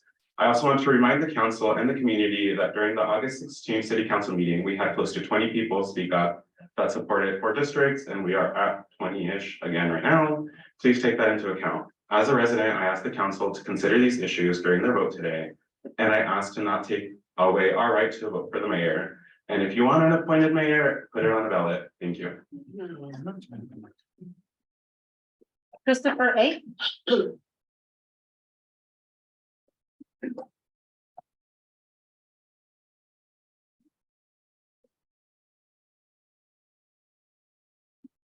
Hi, everybody. I'm just gonna switch a little over. Well, welcome to Soledad. It's happening here. I hate to say que vergüenza, but I'm having fun. I hope y'all are having a good night. It's gonna be a great night. Tamales are coming later. I'm just kidding. But the truth is that our beloved Soledad is under attack from those who have chosen to disregard the best interests of our community. These individuals were elected to serve us, but they have chosen to ignore our comments, concerns, and feelings. Everybody sees what's clearly happening. It's sad that I was at the gym on the Stairmaster, and then I see that Soledad's on the news for this sad reason. And for those of y'all that get the reference, I'm here with the army. Woo, we're here to fight. We're here with Soledad. It's funny because that same post shows how scared and threatened the opposition feels. And yes, the duty of the mayor is to boldly and fearlessly uphold our rights of her community. And Mayor Velasquez has done just that. However, it's ironic that the same post accusing her of spreading fake news and manipulating the truth is literally doing that itself. And the fact that they disabled the comments on the post because they knew the people would eat it up, literally is an example of spreading fake news and manipulating the truth. At this point, it's a freaking novella. I should write it up, start a podcast, and maybe I could afford one of these $500,000 houses in the back. Be like that. And so the reality is that people saw that once informed know exactly what's going on. Mayor Velasquez has set a remarkable example for all the future leaders of Soledad. She's shown selflessly and unwavering dedication to our community. She doesn't owe us anything, but it has given us everything. And because of that, the people of Soledad have seen and poured out her heart and will stop at nothing to defend her and anyone against her. Why, you may ask? Because she represents the best interests of the people of Soledad. I hope you all have a good night. I hope you all do the best. And regardless of your decision, a recall is happening. Thank you. No clapping. Manny Medina. Hello, again. Manny Medina, 1384 Major Avenue. I just want to applaud that this is going to a district because it gives us more an individual choice. I know in the past when I've come before the council to speak about some issue, it's really hard to kind of address everyone. And going to districts, I can have one council member representing me that I can take my concerns to. But having said that, it's unfortunate that it's also on the table that they want to take the vote away from the people to elect the mayor. It doesn't make sense. On the one hand, you're giving us something beneficial in the district model, but then you're putting up something that's not good with having the council select the mayor. To me, it doesn't make sense. It's kind of like someone telling me, hey, the good news, you get to choose the restaurant you want to eat in. Yay. But I'm gonna tell you what you're gonna eat. You'll get a choice on that and make that choice. So I wanna put in my voice that I support for district plan. Thank you. Thank you. Maria Lopez.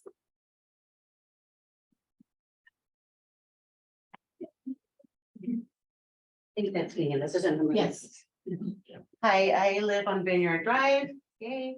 Grew up here, moved away, came back. I just feel like this is a power grab. And it's very disappointing that 3 out of the council members, I only voted for 1. They lost to the old guard. And they lost again at the last election, and now they want to come back and steal the seat. They're taking our votes, and I think that's wrong. It's a power grab. And if you want it so much, put it on the ballot. And then I'm also second for the recall for those 3. It's very disappointing and disheartening that Little Soledad is coming to this power grab. It's disappointing. Jesus Floriano. Hi,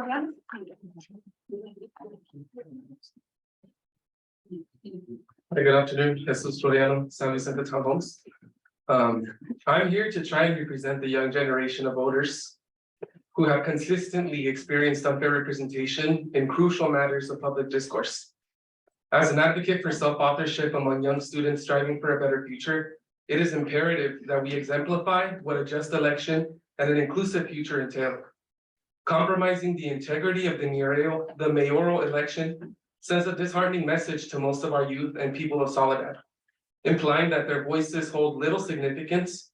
I am here to articulate the viewpoints of those who are yet to step into a role of future voting citizens in the city of Soledad. The decision by the city council unfortunately diminishes diversity and infringes upon the rights of young individuals to cast their votes for someone they can resonate with.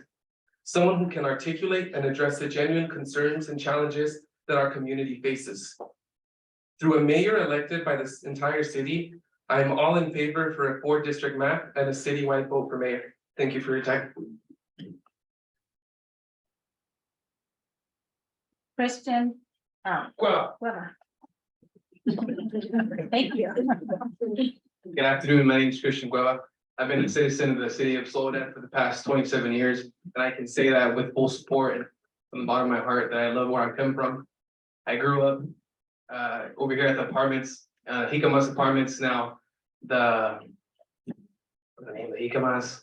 Anyways, they changed the name, but I'm here to say that I'm a generation from undocumented parents, and my mom got her residency a couple months ago, and she once told me when I came home, when I was able to vote of the age, I had a sticker on my shirt that said I voted, right? And she asked me, "What does that mean, Mimo?" I said, "Mom, I voted." You know what I mean? I was able, my one voice out of thousands of hundreds of people that have been city of Soledad voted for who we get to elect, right? That is now you. And I told her I voted for a female mayor. My mom's face lit up. She told me, "Am I gonna be able to do that when I become a citizen?" Of course you are, Mom. You know what I mean? And I'm here to speak for myself and then for as many of the community center here in Soledad. And there's a lot of Hispanics here in the city of Soledad, right? And some are undocumented, some are documented, but that's nowhere we're not here to pick and choose. A lot of families who are undocumented, right? Just as myself, we have younger kids in our families, and we always talk about, my mom always told us, vote, right? Vote this, vote for that. My parents always taught us to do the right thing, right? And I feel like if right now in the city of Soledad, we're not really doing the right thing, right? We think we're doing the right thing, but at the same time, you have a whole army behind me who appeals that, right? Who doesn't want to go against that, who, you know what I mean? We're citizens of, you know, we're born here, right? We're citizens of the city of Soledad. I think we should be able to vote. I appreciate your time. Thank you so much. Thank you. Okay, so I'm gonna go now to public comments via Zoom since they've been waiting, and then I'll come back to any final public comments. So I'm now going out to Zoom. Amanda? If you can unmute yourself. Hi, can everyone hear me? Yes. Good evening, Mayor Velasquez and council members. My name is Amanda Toy, and I've been a resident of Soledad for 26 years. I'm in support of the 4 maps. I do not want Alejandro Chavez, Ben Jimenez, or Maria Coralejo to choose my mayor for me.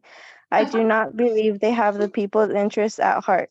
I would like to point out that Maria Coralejo was not elected to be on the council. She was appointed by her friends. This is a democracy. Just because you 3 have personal issues with our current mayor is not a good enough reason to take away our right to vote for mayor. Would you be doing this had Maria Coralejo not lost to Mayor Ana Velasquez last year? Or if Fred Ledesma had not lost the election to Mayor Ana before that?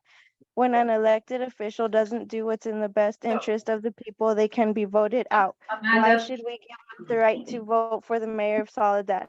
You have not been able to provide us with a good enough reason to move us to 5 districts. If all of those speaking up against the 5 maps today are supposedly not majority of Soledad, like some have said, put it to a vote and be proved wrong again.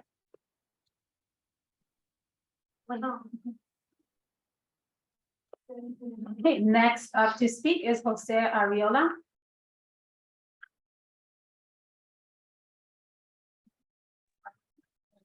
Good evening, council and mayor. My name is Jose Arriola. I'm an 11-year resident of the city of Soledad. I moved here to raise my family. I love this city. I really appreciate what our local government has done for this great city and helping it grow.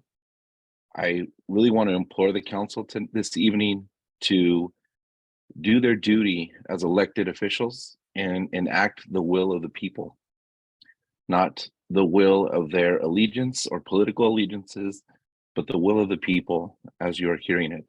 And if you can't find it in your heart to do that tonight, then send this back out to the voters to vote so that we know we're hearing the voice of the people and not just the allegiances of those in office. This still gives us, having heard the last few hearings, very concerned about putting this back, this opportunity to select the mayor in the hands of our council year after year. I think it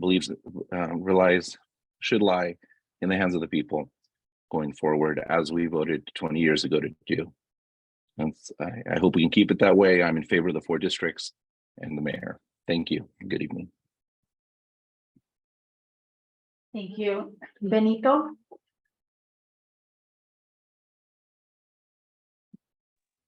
Hello, good evening, everyone. Could you hear me? Yes, yes, we can hear you. Yeah, well, thank you for having this meeting. I really enjoyed the presentation and how it was laid out in plain language. And I've really learned a lot from my fellow community members. My name is Benito. My family's been a resident of Soledad since 2005. And yeah, I've been seeing a lot of shifts. I think I definitely grew up through Fred's era, and I see a lot of that same energy still in this room right now. And I just want to say, I want to ask Maria, Ben, and Alejandro, what are the reasons? You know, what are the real reasons why having 5 districts will make Soledad better? I want to hear an answer in this meeting, you know, and if not, put it on the referendum, or just let's get rid of this undemocratic idea that is a response to Fred losing the election. I just want to say shame on Maria, shame on Ben. Benito, hold on. I'm making comments on their political service. I'm not making personal comments. I'm talking about the public service they have done. And from what I mean, the fact that we're having this conversation and the majority of Soledad has come out to support otherwise, so it shows that you should step down or be voted down or change your policy. Go back to your original values. There was a comment that the school board member has of a unified Soledad that has 5,000 students. And if they're able to rotate mayor, rotate president, that's fine. Soledad has 200,000 registered voters. Out of those 200,000, half of them vote, only 100,000. We should put our energy in getting more voter turnout. Why are we trying to elect the mayor between 3 or 4 people? If there's a chance that a member that was picked by 3 people could become mayor and take up the place of 100,000 voters. That worries me as a Soledad resident. That worries me for the life of my nephews, the life of my parents, of my sister. Like, what am I supposed to explain to them when the first woman gets voters mayor in Soledad, and now there's all this political pressure to get her out from all these agriculture companies, from all these businesses, because we know where you guys get your money paid. We know where your pockets are being filled from. So if the community is aware of that now, Okay. like I said, change your. Benito, thank you. Gabby? Good evening. I'm going to say a very unpopular comment, and I hope that, again, you all respect different points of views. The narrative which has been created that these 3 council members are taking the right away from the public, in reality, is it because you will be voted out? You need to be honest with your true motives to stop the 5 districts. Where was your leadership as chair of the MIT to stop against taking the rights away of my mother from City Council, Yaneli Martinez, who was sanctioned by the Greenfield City Council for abuse of power and found guilty by the court? You, as a leader, celebrated her, giving her an award publicly. You doing so is a way of enabling her behavior and celebrating her behavior when she's accepted it and said it was it was because of dirty politics. You enabled this behavior, Mayor. You had the opportunity not only as chair, but as a mayor, as a woman of color, to stand up and not align yourself with people of political power like Yaneli Martinez. I ask, where was LULAC when the president of Greenfield chapter continued to attack my mother? And I tell you where they were, silent, allowing this to happen, yet they have enough time to defend a politician and their agenda today. Is it LULAC? Gabby, do you have a position? Do you have a position on District 4, District 5? I'm speaking on a public service and what you have done and how this had as your leadership. That's what I'm talking about. And again, this mission, again, to hurt an elderly Spanish-speaking immigrant. What political move bringing Dolores Huerta? This is why we need District 5, because we need people to be allowed So, to. Gabby, do you have a position, yes or no, on District 4 or District 5? No. Oh, yes, I do. I want District 5. Yes, because it allows people without political power or political influence or wealth to run. That's why it would be, that's a reason. Thank you. Okay, Sandy Fuerte?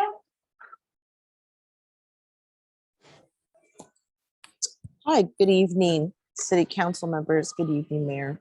Thank you for giving me this opportunity to speak to you and address the public at large.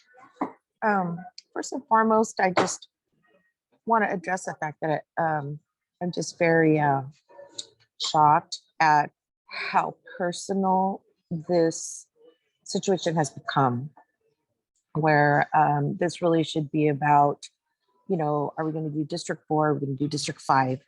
The other thing that I'd like to address is that I find it very interesting, and I'm wondering how legal this is to have the actual organization that filed the suit against the city to be standing up and speaking for or against one of the district, that's to be chosen at this point in time.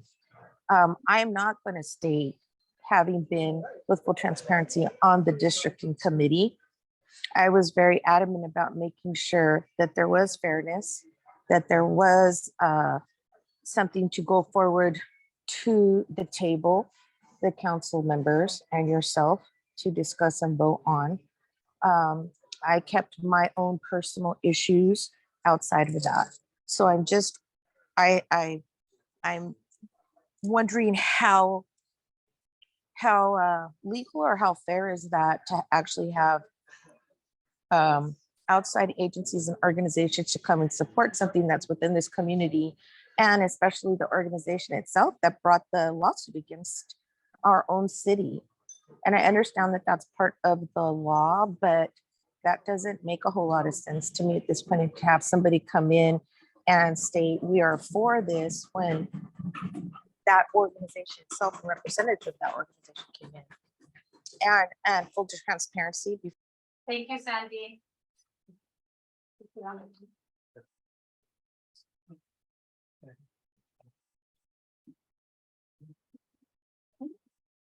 Okay, we have. Okay, so any other? Okay, Frank Coralejo. You have to just post that. It's my husband. Yeah. So just to disclose for transparency purposes, Franco Alejo's my spouse. Okay, Frank, go ahead and Can unmute you hear me? yourself. Yes. Can you hear me? Yes. Yeah, my wife is on city council, disclosing that for you all. I find it really hard and hurtful that you all come for my wife like that, especially everything that she has done for this community. In 1999, my wife and Juan Saavedra had a dream to make housing for undocumented. Maria wrote all those grants in 1999, 20-something years ago. Maria has been serving her community since she was 23 years old. She's been working with the council, various different council members on that board. Half of her life, more than some of you that are on here online talking bad about her. Anyways, I'm for the 5 districts. It's gonna bring more heat to the mayor, to put the mayor on her toes. Right now, we have no teacher housing unit done yet. We don't have any new businesses at the shopping center right now. You know, if that grocery outlet tanks, that's on the mayor, because we need these kind of things to keep going. The child care program, that hasn't been done yet, and the voters voted for that. I mean, you know, the councils, they can put the pressure to get stuff done. Like, there's a lot of stuff that is still not being done. Affordable housing, I saw an affordable housing meeting the other day, and it was rejected, and my wife was ready to go. She was ready to say yes. She said, yes, let's get this to the council so we can get it going. A lot more than 20% affordable housing. That's why I'm for the 5 districts. I'm for the 5 districts because it'll put more pressure on the mayor to do what needs to be done in our city. I'm not here to try to make money. Nobody's pockets are getting lined. I paid 3 rents. And people are complaining they can't afford houses. I want to buy a house someday. And that's why I would like, you know, I just. Okay, so our next is a Zoom user, so I don't have a name for that. For that person, sorry. Hello? Hello, can you hear me? We can hear you. Yes, we can hear you. Yeah, thank you very much. My name is Raul Damian Tapia, and I just, you know, been listening to all this rigmarole in regard to what's going on. And I just want to say this, you know, la voz del pueblo siempre cuenta y va a ser importante. The voice of the people will always be important and always be heard. So now with that being said, voter suppression, that's not voting equity. That's not actually creating power to the voice of the people. That's what's important. You know, the hijacking of the narrative here is what's being conducted by whoever's trying to put their hands in the cookie jar. At this point, you know, the people of the community of Soledad as well ultimately should be at the forefront of everything. They're the ones that are important. We're forgetting what should be the highlight of everything, which is our future generations. We're showing them that basically their voice will be stifled and are muffled for the remainder of their lifetime. This is an important issue. And we even have Dolores Huerta calling and commenting on this. I mean, this is something that's being heard all over the place. It's a boomerang. It's a sonic boom that's actually creating waves of misled information. So all I'm saying is that let's give it back to the people. Let's bring what's originally set forth for voter rights. That's what's important here. The voter rights and the voice of the community. The community at large is one that select and pick and choose who they want to vote for. And taking that away takes away the fun of everything, a democracy at large. So, you know, I want to thank you, Mayor, for giving us the opportunity to speak, you know, in regards to this, you know, and this is important. Again, let's keep it happening in Soledad instead of crappening in Soledad. You know what I mean? It's something that It's gonna be on the headlines of the news for times to come. So I appreciate your time. Again, let's keep the voice for the people, by the people, for the people, with the people. Thank you. So we have, I think, our last speaker that I'm seeing on Zoom. Maria Gonzalez. Hi, yes, my name is Maria Gonzalez. I reside here in Soledad on San Miguel. And I'm here to support the 4-district plan. And the main reason being that we should be allowed to vote for our mayor. We have the right to vote for the person who represents the city as a whole, and taking that right away, it just doesn't make sense. I've presented previously, and I just feel like we're going backwards. I don't understand how this is happening. I lived in Salinas before when they had to redistrict for representation, and taking away the right to vote for mayor was never an issue or a discussion. So I'm completely surprised, taken aback that that's an issue here. We, as the citizens of this community, have the right to vote. If this is an issue, then this should not be an issue that should be selected by the council. It should be, we should have the right to decide how we're gonna move forward if this is how the council is choosing to go for the 5-district. So I'm here to represent that. I represent the 4-district plan. Thank you. Okay, thank you. So I will now end there's no more Zoom comments. So I will bring it back then. We'll close the Zoom comments online. I will bring it back to the council chambers. Mayor, I have 4 comments that were received via email. Oh, okay. So we'll go ahead and read the 4 comments that were received via email.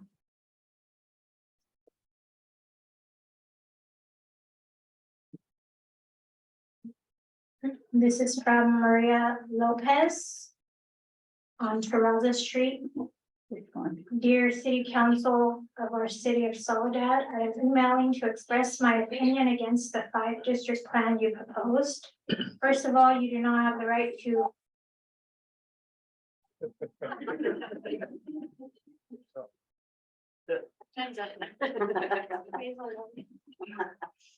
First of all, you do not have the right to vote for mayor for me.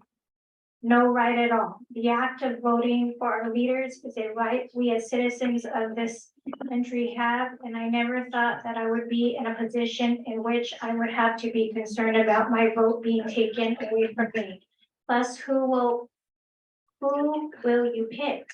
Someone who helps you to get your way, someone who does not oppose what you think is right. I doubt my interests and concerns will come to mind when you decide.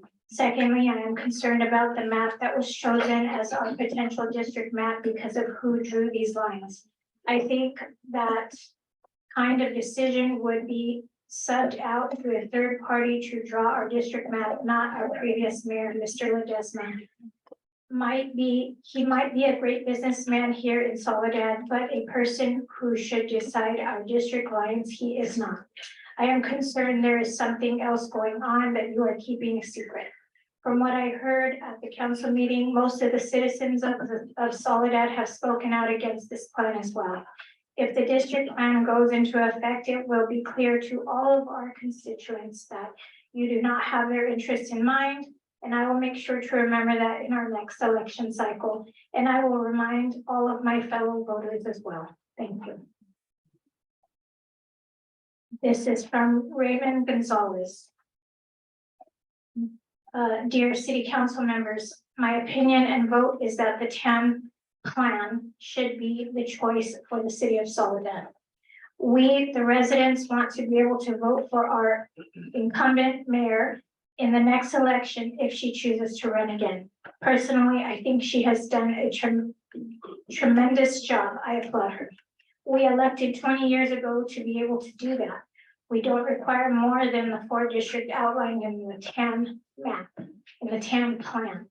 My hope is that good judgment prevails and we don't lose that right to allow the public to vote for Mayor Velasquez in the future if she runs again. Of course, it will come down to her abilities to get the job done. Thank you.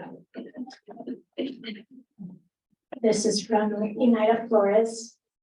Good evening, all. My name is United Flores, and I want to give my public comment. I support map 401 because it is the most equitable and convenient for our city. Thank you. This is from Maria Flores. Good evening to all city council and public. My name is Maria Flores, and I am a resident of Soledad. I am in favor of map 401 because it is equitable and fair for all residents. Thank you for respecting and listening to my voice. Thank you. Thank you, Darlene, for reading those public comments out. Amen. So now at this point, I am gonna bring it back to those that are here. I know we had cards, but for those that didn't submit a card and wish to speak, we will allow 2 minutes. And then after that, once we're done with the public comment period, the council will recess for 5 minutes, and then we will come back for deliberation on those comments. So, yeah. My name is Victoria del Real. I reside here in Soledad since 1998. I'm very sad and embarrassed to have to come up here and fight for my vote, our vote, but I will fight. We will fight. And I'm not here for you. I'm here for me, for my son, to show him that he has to fight and he will fight for a vote. You decide to go for District 5, you will hear from all of us. You want to be mayor? Please run. Thank you.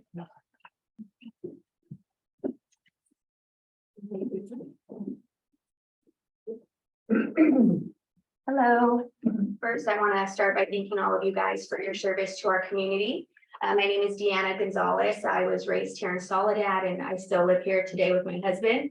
And I just wanted to express my vote and also thank the community for coming out today. It's very cool to see everybody out here being proud to be from Soledad and wanting their voices heard. So I want to say that I'm in support of the 5 districts because I think people are forgetting the reason we're going to districts. And so I took a screenshot of it so that I got it right. So the entire concept is that underrepresented voters are more likely to successfully elect a candidate of their choosing when they vote in a small district rather than votes being diluted in a large city election. So it is, in my opinion, counter, I guess it's contradicting if we were to allow the mayor's seat to continue to be voted in a citywide election when the reason we're going to district is because we don't want the underrepresented votes to be diluted.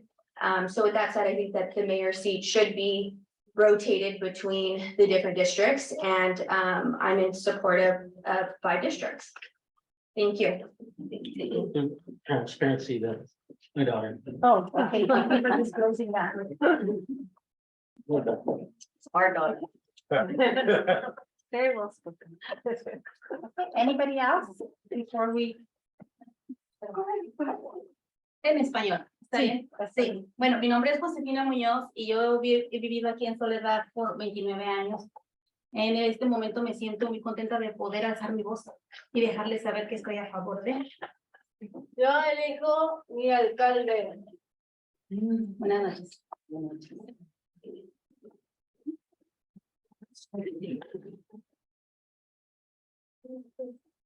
My name is Josefina Muñoz and I've been a resident of Soledad for 29 years. And at this time, I'm feeling very happy to raise my voice and say that her daughter say, I elect my mayor.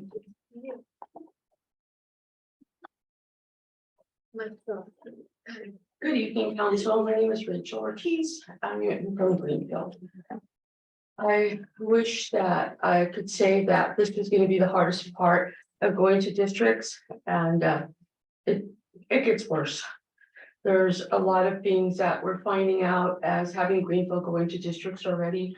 We have 2 districts unrepresented right now.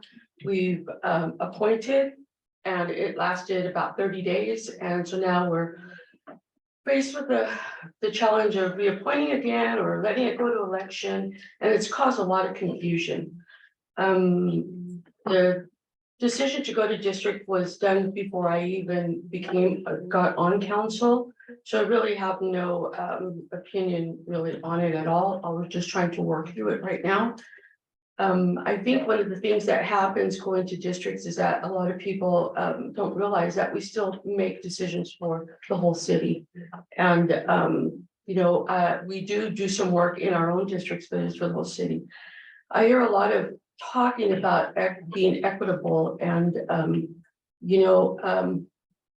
I struggle with this, whether going to, using 5 or whatever the maps are.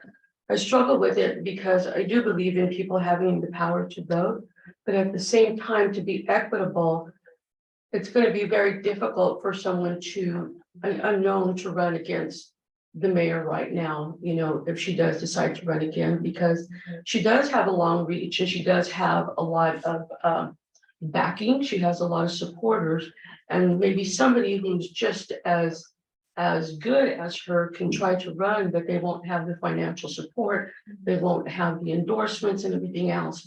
And I think that's where the equitable comes with going to the map where you council points.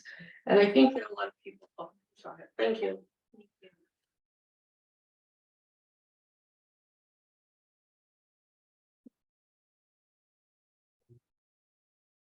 Good evening, everybody. My name is Austin Moore Jr. I'm very much in defense of Fred Ledesma. That map you guys are talking about, he wrote that 4 years prior to both people you guys being in the district. So that whatever you throw in Mr. Fred Ledesma saying that he wrote up this map out here and he's not a fortune teller. But anyway, I'm in favor of the 5 districts. Okay, this way everybody with experience on the council gets a chance. But I'm not sure how long that term going to be. Does it rotate every year? Every 2 years? What's the term of that mayor that if you guys appoint a mayor, if we go 5 districts? Have you guys decided that? For 2 years, 3 years, or is it rotate every year? I know the little question. No decision to be No made decision on to be that. made. Yeah, so anyway, I'm in favor of 5 districts. Steve Smollett.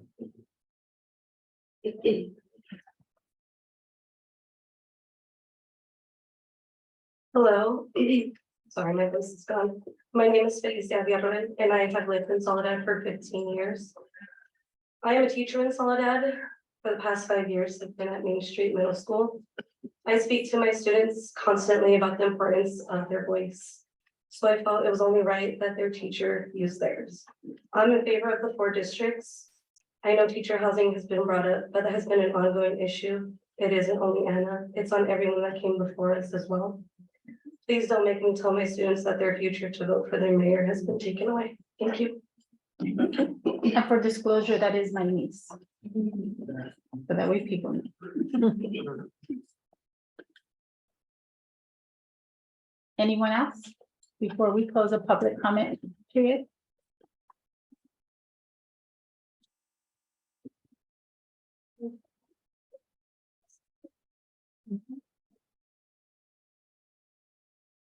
Good evening, Mayor. Good evening, City Council.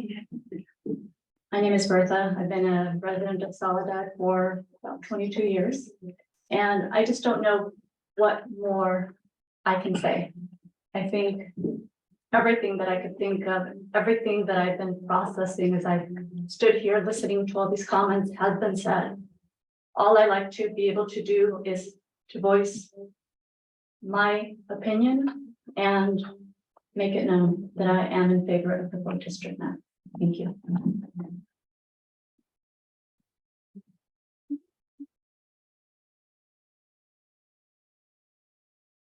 Okay, so if we don't have any further public comments, I just want to say before we're gonna take a break, about a 5-minute break, and then come back and do the final deliberation. But I just want to say thank you for everyone's comments tonight. Whether, those that were outside, those that were joining us via Zoom, thank you for keeping this respectful. Thank you for giving your opinion, and your voice matters. So thank you for being here tonight. And we're going to pause for 5 minutes and then we'll come back for final deliberation.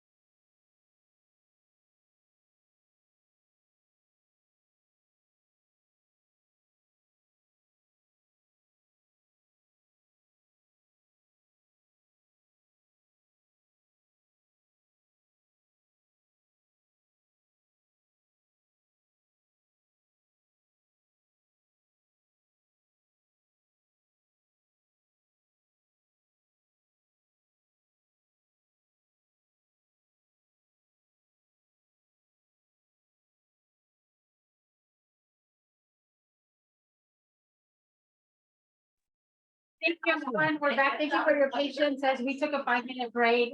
So now we are, I forgot to close the public comment period. So I'm just gonna go ahead and formally do that. So now we are gonna come back, after we close the public hearing, coming back then for, council, deliberation. If there's any comments or questions, we'll take that before we have a motion on the floor. So based on our conversations at our retreat, how we're gonna handle this is I'm gonna go from one side to the next. And then do a final call if there's any final comments before we go into any proceedings of any motions. So I will start with Councilwoman Corralejo. Is this for comments or any comments or clarifying questions from our consultant? Yeah, so first of all, I just wanted to thank everybody for being here. I usually sit right there and I hate the fact that I'm sitting here because I don't get to see everybody's faces. So thank you, everybody, for coming and supporting and letting us know your opinions and your needs.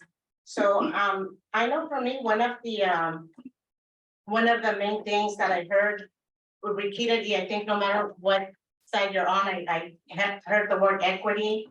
Everybody wants equity and wants to be represented fairly. And I do feel, with both of the maps, they both have pros and cons. After hearing everything, I really feel that well, before I go there, one of the biggest concerns I heard was from most people was the fact that if the council appoints someone, that they're going to be appointing their friends or they're going to be appointing their political allies.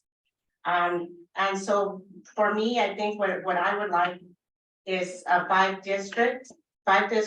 However, instead of perhaps the council appointing someone, it would be to rotate, perhaps rotating based on seniority. So that there's no, questions, just based on seniority. And if the council person who has the most seniority doesn't feel equipped, or that's not what they want to do, then it would go to the next person with the most seniority. And also, another reason for me that I want to go with the 5 districts versus the 4 is something that I actually saw. If I can find it here, sorry.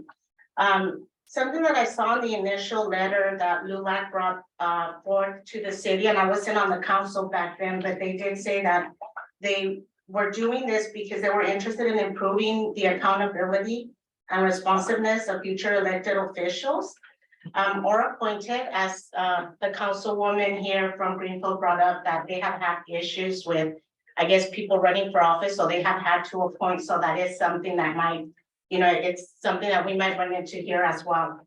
But it also said that it said, as well as improving the accountability of officials, they also wanted the election system of the city of Soledad as a whole to be improved. So that lets me know that, according to them, as they're interpreting the California Voting Rights Act of 2001, that there's, issues with our election system in Soledad. And so for me, I want to go ahead with the 5 districts map.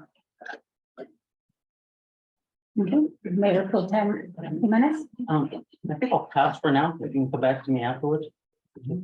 Okay. Councilmember Chavez. For me, I'm trying to, I'm hearing the community asking about being able to vote for the mayor at large, but everybody else in districts. So currently we've got, and I think I brought this up last time, everybody up here, except for one council member, is voted at large. There's every single person up here, minus one at this point, because we did have somebody who left their seat early. And so that position there was a decision made to do an appointment where there was a number of folks that applied to the position. And we considered originally to go to special election, but when we saw the cost of going to a special election, we made a decision to go with an appointment.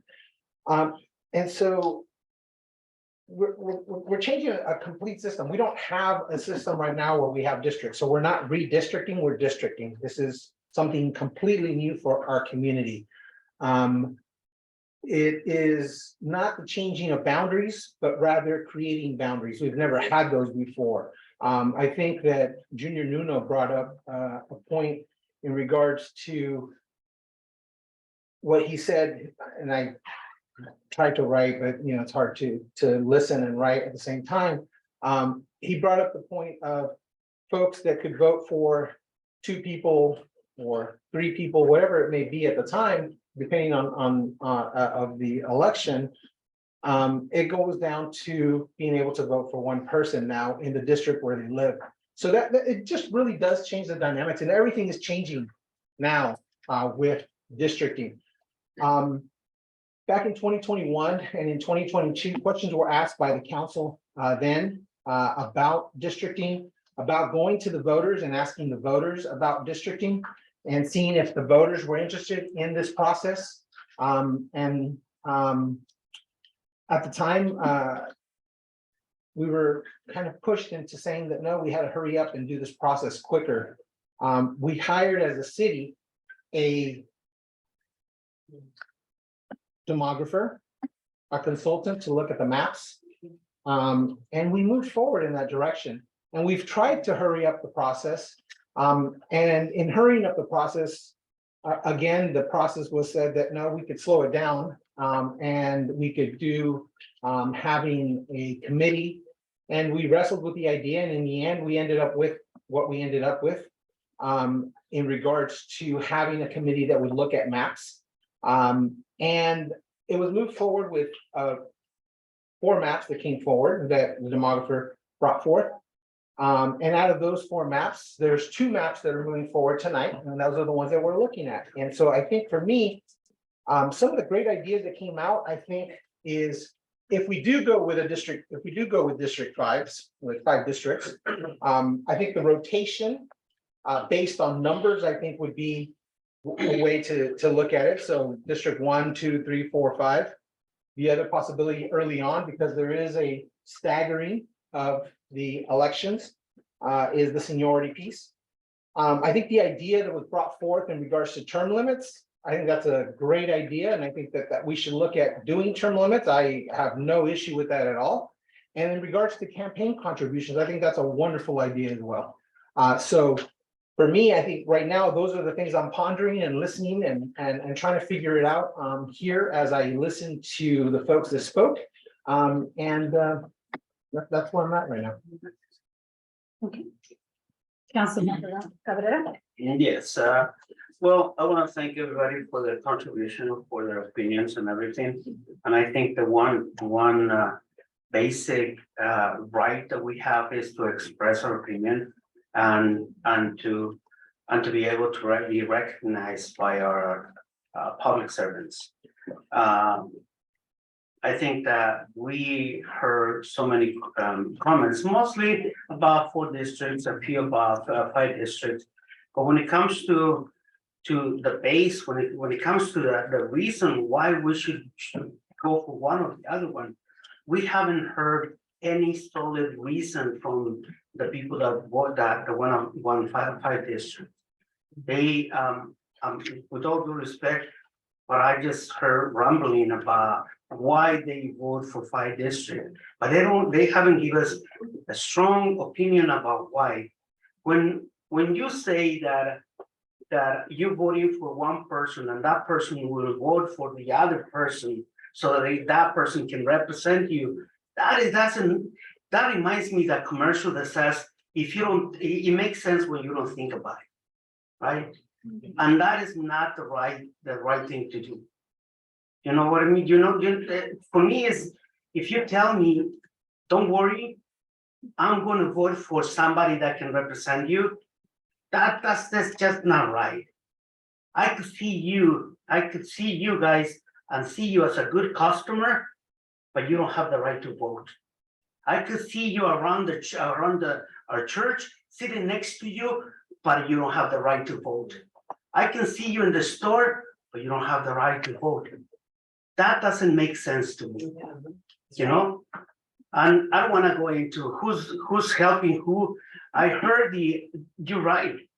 When you have somebody that is contending, that's going for a position, and that person has more support, has more experience, it's going to be hard for other people to go run against that person. Guess what? That's what we've been hearing, that's what we've been having in Soledad for more than 20 years. Look at that. Check the names. And you will see the certain number of people have always been running by themselves or re-electing themselves or appointing themselves. That is not possible. It's just not possible anymore. You know, the 4 districts, yes, somebody mentioned that 5 districts have less people and they're gonna vote for that. Yeah, but do you know that only 3,000 people vote in Soledad? Only 3,000 people in the primary election. And in the midterm election, only 1,200 people votes. And that has been like that for the past several years. Why? Because you look over there, because we don't have equal representation. Yes, it is equitable, but you don't have the right to vote. Yes, it is equitable, but you cannot vote. And your children, the ones that are graduating from college, the ones that are graduating from high school, they can go all over the place, but they cannot vote in Soledad where they grew up. And that is just, for me, that is just wrong. Besides the point of who created the map and when they created the map, you cannot tell me that they're taking away the right for the people to vote for the mayor of Soledad. Whoever that mayor is, I want to be, like I said before, I want to be a mayor, but I want the people to vote for me. I don't want 3 people. Let me calm down a little bit and say this. If we put a rotation and 3 members of this council vote for me, I will never be a mayor. And with all due respect, somebody could be a mayor without even running for any position. That's not right. Yeah. So I'm voting for for district, and I hope that you guys can reason in the real reason why you won the 5 district. Thank you, Councilmember Cabrera. So Mayor Potem. Sure, thank you, Mayor. Again, like everybody else said, regardless whether your viewpoints matched or not, whether you were for 4 or 5 districts, you came out here and you spoke up, and that's democracy. That's the way it's supposed to be. You come out and you say your piece. I was giving one of the speakers a hard time on that. I got a little bit scared when you're talking because I didn't know you were going to attack me or not. He goes, man, I was talking from my heart though. And I appreciate that. I appreciate that you did talk from your heart. Bottom line is this: how did we get here?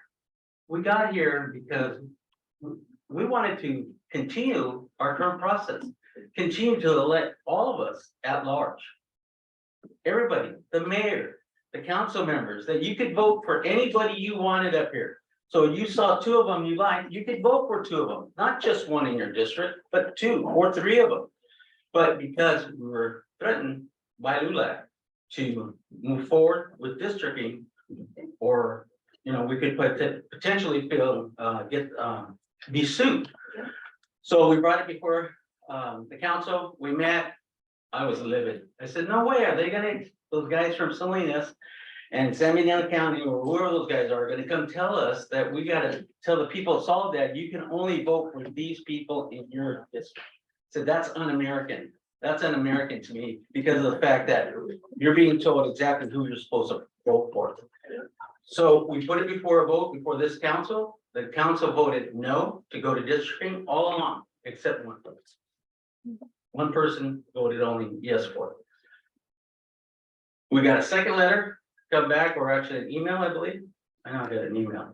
I got an email from them saying, hey, you need to reconsider because we're serious about potential litigation. and again, potential. So therefore, we met, myself, the council created a little subcommittee of, and Mayor appointed Chavez, Councilmember Chavez, and myself to meet with them. And we met with the Salinas chapter president, Chris Barrera, the director of 4 District, Luna, is that what yours? Andrew? Monterey County. Yes, yes, Monterey County. And then our resident, Monica Andrade, who happens to be our council member Cabrera's wife.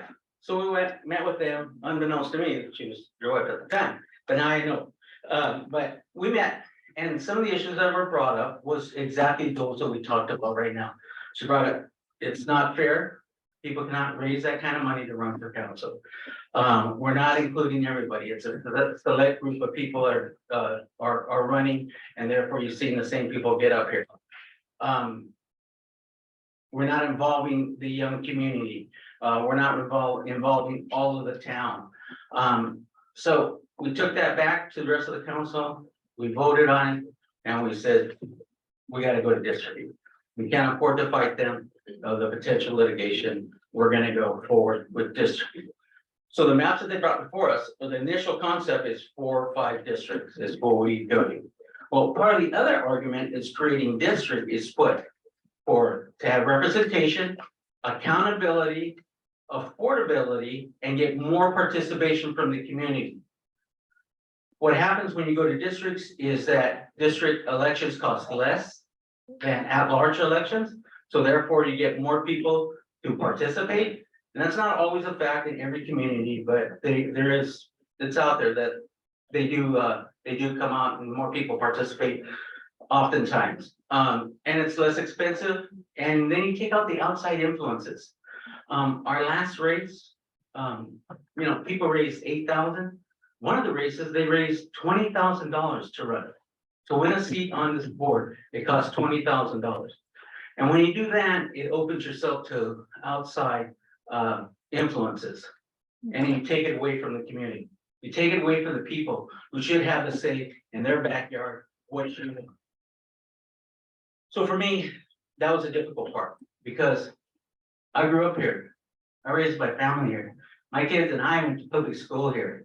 I served this community. Back in the 90s, I was on the council. Those of you say we're old school, and it was a rotational of the mayor's position at the time. That high school's here because of that rotational council that was on this up here at the time. We got with the Gonzales School Board, oh my God, this room was twice as packed as it is now for us not to separate from Gonzales High Union School District. But we did. We got it and we worked together and we got on the ballot. And we broke away and we're able to utilize that land to build a high school. We worked with Monterey County to put that beautiful library at that high school. That's the same kind of council with a rotational mayor. We brought the community center. We took the chance on that as well to float a bond. Because that's what the people said they wanted, to have that beautiful community center that we have now. Senior housing that is here now is a result of that council with a rotational mayor in there. So it can work, and it's not a situation of the mayor that's not doing a good job. It's one is what's most fair and equitable for everybody in the community, that we have better representation. In addition to, we lower the cost to run for office. We involve, and it's proven that you involve more young people, when you make the district smaller, they can afford it. So with that said, I'm in favor of the 5 districts. That way giving more people and having more inclusion, getting more young people and getting more people involved in it. And then a rotational, forget that, let's make some deals and it just rotates every year on a yearly basis. So there's no question, you all know, you're the public, you all know who's going to be the mayor next year. And if they're your district representative that you voted for, then you can go talk to that individual, work with that individual as well. But then that way, we're all accountable to everyone in all the districts, not for a short period of time, but for the full length of your term. So with that, Mayor, that's my opinion. Thank you. Thank you, Mayor Pro Tem. Thank you for those comments. And that was from the heart. Well, Everybody, yeah. you can tell. Thank you. So I just want to make some comments in terms of some of the redistricting process and how that happened. You know, just to make sure that there's clarity and transparency. So I did vote for the redistricting or the districting process. And there's two reasons why I voted. One was the litigation process of how much it was going to cost for us to fight it. The city of Santa Monica was still fighting a districting process, and they were in millions in the hole already trying to fight it. And the city of Soledad doesn't have that kind of money. What the money that we do have is for our residents to be able to provide the public services that we have. So that was one of my reasons. Other reasons is because we do have underrepresentation. So I know there was talk about why the California Voters' Right Act and what it does. And so what that does is really ensure that there is that we do have proper representation, especially under those unrepresented voters. And that's really critical. And you're seeing us as Latinos up here, the majority of it, but we're not looking at the other unrepresented voters that we don't have up here and that are not part of this council and have not been part of the process. And when we talk about our LGBTQ plus community, they're not represented. When we talk about our seniors, they're not represented. We have other protected classes that are not represented. And so for me, it was an opportunity, especially when we talk about how difficult it is to run for council. And there was Mayor Pro Tem talked about 20,000 or 8,000. You know, we all have the financials that everybody, when we become elected officials, the Form 700s, everybody has access to that. Whoever wants to pull up the records, look at our financial contributions, look at who supported our campaigns, that's a public record. And so that doesn't provide or take away or give more to what we are tasked to do. We are tasked when we get elected to represent the voice of the people and to understand the voice of the people and to understand the needs of the people and to not just come to these meetings here. Because this is where a lot of the policy work gets done. But a lot of the work of understanding what the needs of our community is within our community, is being in our community, being in those spaces where we're getting that information of what the needs are from our community. So I just want to make some, clarifying statements in terms of why we're here and the California Voters' Rights Act and what it really does. And it really helps us to have representation. And I'll just tell you, look at that board of the council members of the mayors. And in 99 years, I'm the first female mayor in the city of Soledad. And that tells you that we have representation in the city of Soledad for the past 100 years. No, we didn't. And so that's what we're trying to achieve, is that more people get in these seats that are people that are underrepresented populations. And so for me, having the ability to be able to have a district where people now in districts and neighborhoods are going to be able to run. You don't have to run district wide, but you have to run in your district and be selected from the district and have that voice here represented. And the assumption that there's going to be a process where you have the appointed representatives and then it's going to be that you're not going to have that representation. Why not have the mayor also be elected at large, be elected like everybody else? And the 5 districts and the 4 districts, the mayor is elected. The council members are elected in each of those, are going to be elected in each of those districts. And it's important that the mayor be elected at large, because the mayor, whether it's me or not, and I think I just want to say that this has been really personal for me because I'm the sitting mayor. And the attacks have really been about what I've done. And I really want to make sure that people understand that this is about what's in the best interest of the people. This position as a mayor, it is an important position, but so is the rest of the elected officials. But it's important to be able to understand that we're deciding what's in the best interest of the people. And having that position as mayor, that now I understand how critical it is to be able to represent Soledad and be able to understand what the needs of my community are and be able to make sure that the resources that are needed in the city of Soledad are coming to us. because we're around those different tables.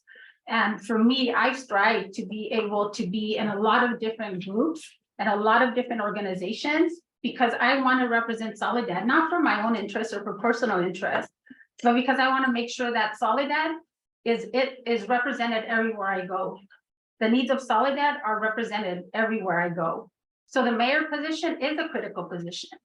And the mayor position should be out in the community and it should be elected by the people. The people should have the say of who their mayor is gonna be and who that person is that's gonna represent them.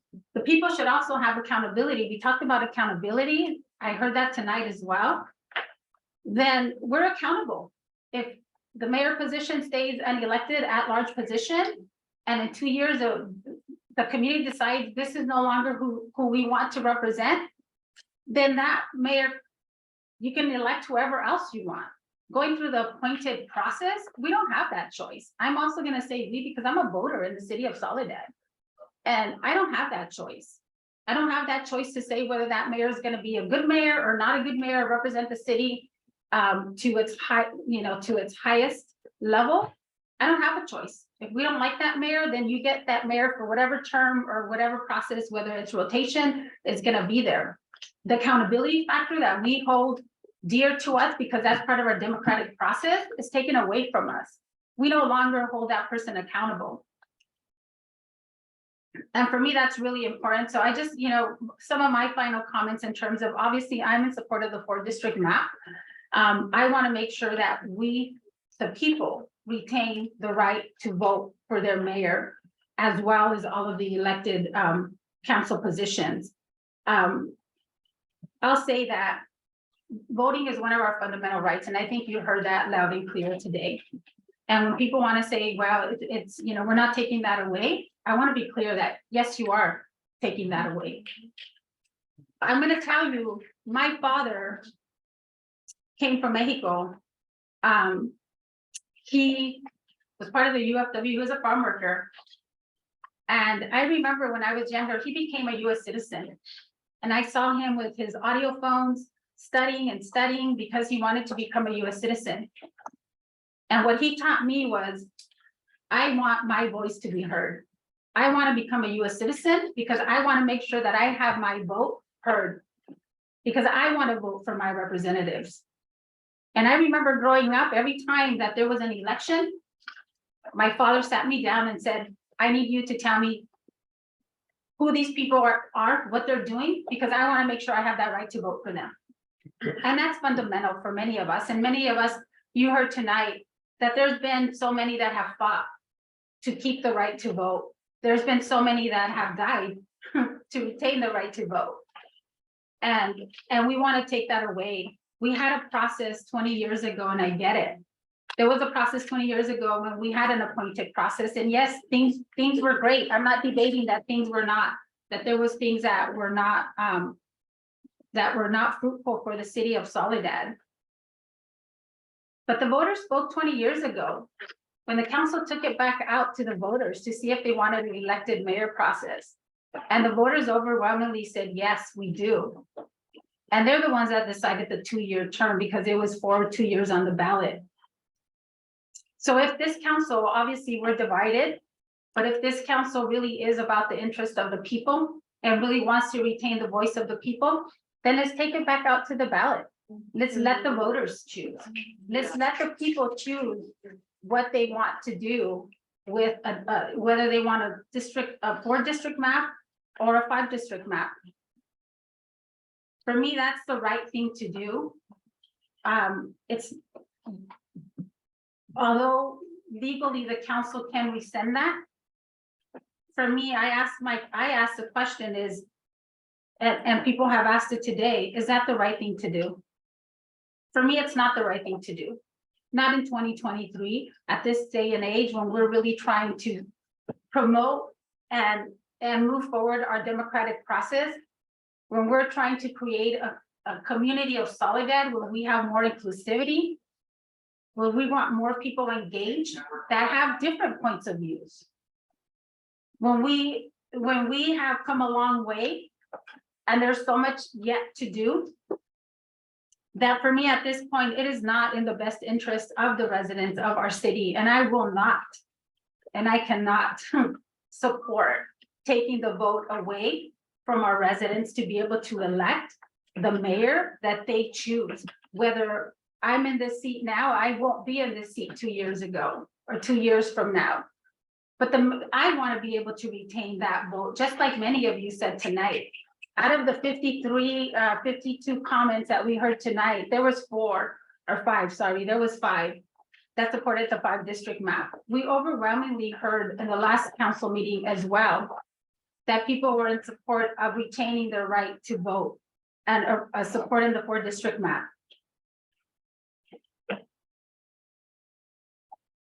So for me, again, the voting question tonight is not to whether or not to have an elected or appointed mayor. This already has been answered by the voters in 2003.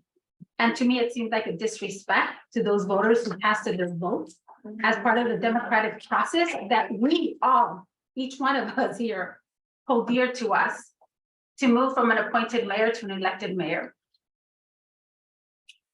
And again, to close my comments, I will not suppress the voice nor the vote of the people of Soledad. So if this council is really about the people of Soledad, then let's take it back out to the voters and let the voters decide. Yes. So at this point, I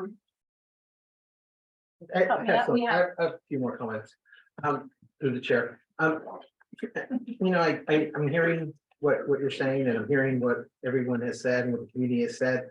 And, you know, I think that Councilmember Cabrera had brought up the issue of that there's no argument on why there should be 5 districts. And I'm trying to listen, I'm trying to hear, I'm trying to understand that same argument on the 4 districts. So I'm still trying to understand it. So I'm probably just dumb. That's the only thing I can think of, because I can't understand it, you know, and that's, you know, we've got nodding heads up here in the front agreeing with that statement. So we know what the folks up here are thinking as well. But for me, it just, if we're taking a system and then trying to talk about 20 years ago about an election that took place 20 years ago, everything is changing going into districting. Everything is changing. It's not the same as it was 20 years ago. We're going into districts. And so I'm trying to understand how this is equitable when you're going from everybody at large, every single council member at large, to breaking it down into districts and having an at-large mayor. That just doesn't make any sense to me. So I've been trying to listen, I've been trying to comprehend what's being brought forth. And I'm not understanding it. So I don't understand it. So I'm trying to comprehend it. I'm trying to wrap my head around it to see how that is equitable. I keep hearing that, you know, this is a horrible decision that will be made and that we're not listening to the people. But this was brought forth, you know, almost 2 years ago, and we've been trying to move the process forward. And back then, you know, that was the same question we had about going forward with going out to the public and going out to the voters. So for me, I mean, after listening to what I just heard, you know, I think I'm going with 5 districts. Through the chair. Just so that we can see what the 4 districts means and why we want better representation. And when you mean better representation, that doesn't mean that you're gonna have something in particular. It only means that the district that you belong, you're gonna be able to vote for that person or people and for your mayor. So the reason why I came to this, not just by deciding to vote for it, and to give you a little bit of an example, the one example that I can testify and attest about it, is, as you know, Monica is my wife, and Monica tried to understand the same concept.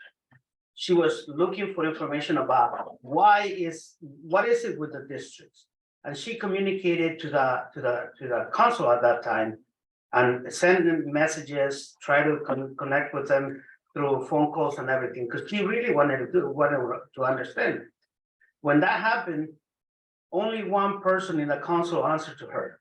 That was the mayor. That's how my wife met the mayor.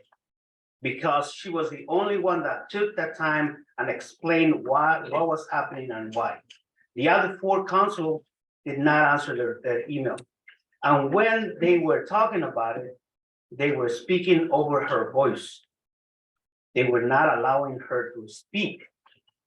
It was happening, when it was happening, the Lula guys were there and they asked them, "Could you let her speak?"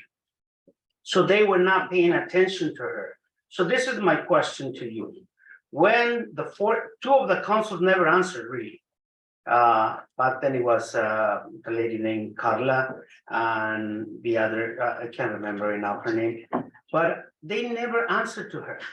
So my question to you is this: when somebody doesn't take the time to answer, it's probably because there's 4 representatives and let the other guy do it.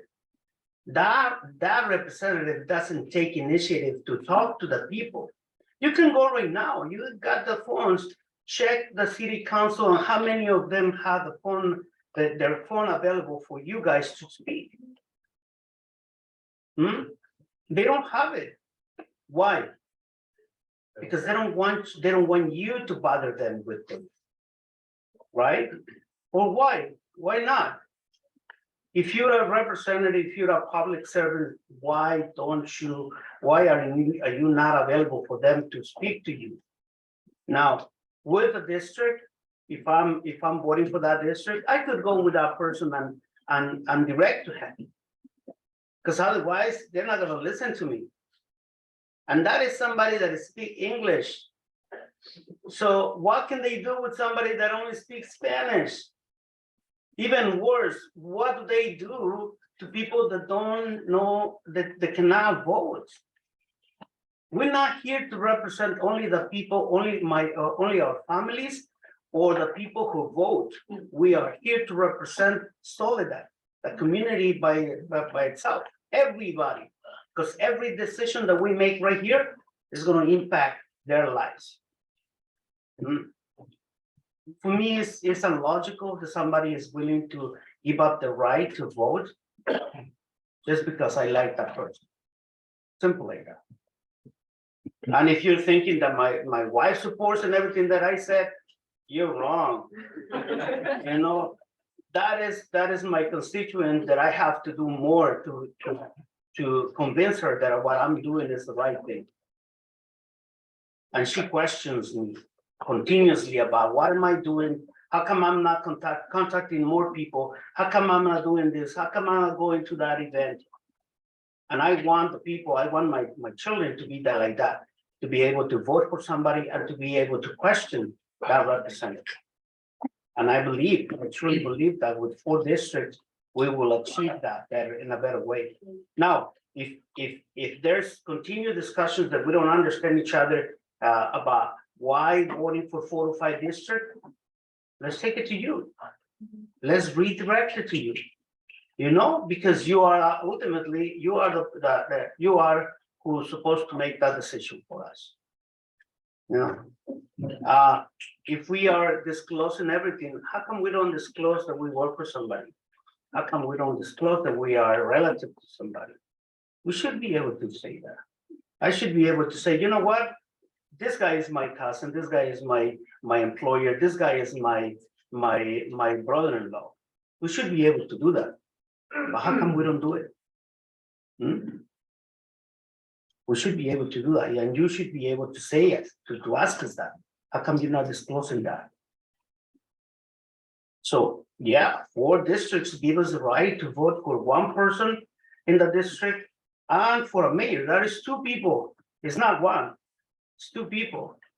And sometimes, like I said, there's so little people voting is because that person is running again for 20 years. You cannot compare a school district with the city. You cannot. Because those are different governments. And sadly, in our district, in our school district, we have representatives that have never have any of their child in one of our schools. That. And I'm not saying names. I'm not saying names, so don't worry about me saying names. My daughter graduated. But, well, I'm not saying that, were you in the board? I'm Yes, saying, yes, we I am. have, but I'm not saying you. I'm saying we had board members that have never had their children in our schools, and they're taking decisions, they're making decisions for years about our children's future. That is just something that cannot happen in somewhere. No more. No more. The city council pretty much did it. Okay, hold on. So City no, council we pretty much can't, did it. because we can't, do that. Thank you. So I just wanted to bring, I guess, take my last bite of the apple and bring things back to the matter at hand. And so I know what I was hearing earlier from the mayor, which I, totally echo those sentiments when it comes to our senior and our youth. And we don't see, unfortunately, a lot of seniors and a lot of youth, what is it called, running for office. And I'm pretty sure part of the reason is the money thing. It's very expensive to run a campaign. Also, time-wise, you're, out there walking.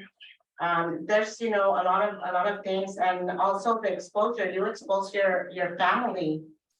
You expose yourself to everything, to everybody's opinion on everything that you do or say.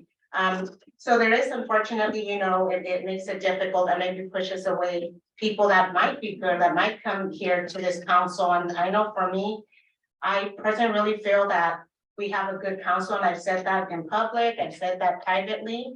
I think a lot of times we tend to gravitate towards people that are similar to us, and it's kind of unfortunate, because there's a lot of good that I see on this council, big diversity, and that diversity helps us to be able to better do for you guys and reflects on that. But with that said, what I wanted to say is one of the things that I heard today from Monica Andrade was regarding the financial aspects of running for office. And I do feel that that's a big reason why people don't. And as you guys might know, I got appointed back in September, and there was 10 people that submitted applications. And I believe out of those 10, I think 2 dropped out, and only 8 of us showed up and went through the interview process and the selection process.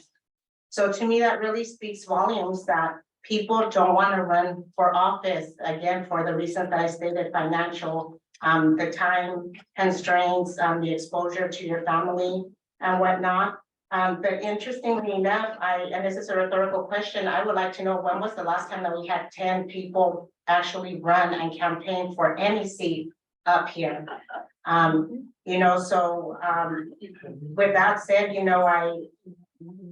yeah, and thank you. So with that said, what I was gonna say is, these seniors, these youth, or people that maybe are, economically, I don't know, challenged is the word to say, but that, don't have as much money as maybe others do, are not in a position, perhaps right now in the at-large system that we have, where they have an opportunity really to win. And I think unfortunately, that's probably why we don't see that representation when it comes to election time. And so I really feel, that having the districts gives them a better opportunity to be able to run. You don't have to raise as much money. You don't have to walk as much if you have a disability. Also, which that's another underrepresented class that we see or that we don't see up here. So, if once we go to districts, I really do hope that we're able to see those people represented, and running. And hopefully once they do run, then they have an opportunity to be able to perhaps be mayor, one day and be able to represent us in that capacity, or right now that might not even be, something that runs through their head because they don't have the means to. Thank you. Councilwoman Corralejo. I want to just make some of my comments as well. So what we heard tonight obviously was really impactful. But what I keep hearing, and I know Councilmember Chavez mentioned that he hasn't heard a reason why the 4-district map is better than a 5-district map and equal representation. And we all have different, obviously, opinions on what that means. My question is, how is it equitable? How is it equitable? If we're going to talk about equity, how is it equitable to take away the right of the people to choose their own mayor? That's not equity. How is it equitable not to allow the representation that the people of Soledad want? How is it equitable to go back and rescind something that 20 years ago the voters said that this is what they wanted to do? I get it that we're changing a governance system. We haven't been here before. And we're trying to do the best that we can moving forward. But for me also, I haven't heard as much as we, they said that they haven't heard about why the 4-district map is better. For me, the 4-district map is better because it gives the people the right to vote for their mayor. And that should not be taken away. That's a fundamental right? And in 2023, I'm just shocked. I'm shocked that the city of Soledad is going through this. I'm shocked that we as residents have to have this conversation about what's equitable. And then the mayor position and taking away the mayor position or how we bring more equity. We're starting to bring more equity by bringing more engagement and civic engagement to our community. We've been doing that as a council by hiring an engagement community manager and department to make sure that the voices of our people are representative and included in every space of the city. We're doing that by engaging our community members to be part of these civic academies that are going to allow for people to run for these positions, to be able to ensure that the people understand and the people are part of the conversation. So we are doing that. And with that, I think it's really important to be able to say, if we move on to a 4-district with still the elected mayor, we want more engagement. And the city has been striving to do that. And a testament is that we have a room full today of people. Would this have happened, several years ago? I'm not sure. But I think there's been a lot of community voice, a lot of community engagement, and a lot of different aspects. But the fundamental right for me and the fundamental choice is I'm not. My father worked too hard to become a US citizen. I worked too hard, like many other parents, to teach our kids that your vote is your voice. And if we go through the 5 districts, then we're taking a fundamental right away from the people. And people may not disagree, right? We obviously do not disagree. Disagree on this podium. But when we talk about equity, I put it back to the council. How is it equitable to take away the right for the people to vote for the mayor? I'm just gonna say this because I'm just exhausted mentally, emotionally, everything else. I want tonight to really be about the voters. I want tonight to really be about the people of Soledad. But I know for me, it's been personal. It's been personalized. And I want to put that out there because, I don't think I have to say it because my community knows.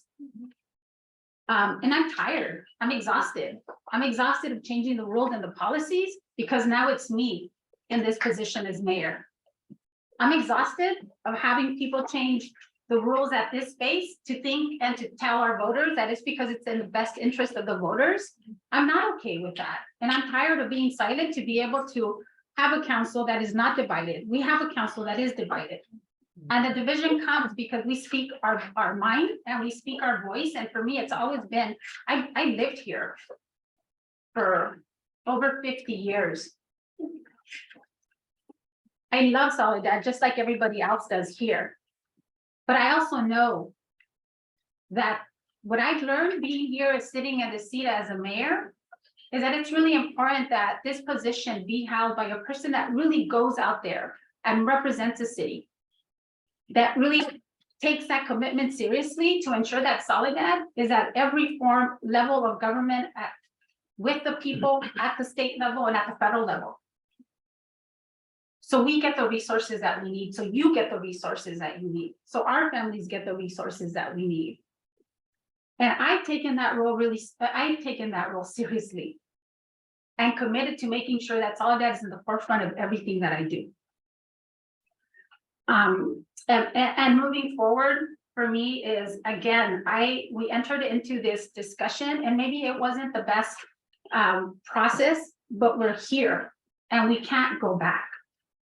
We can move forward.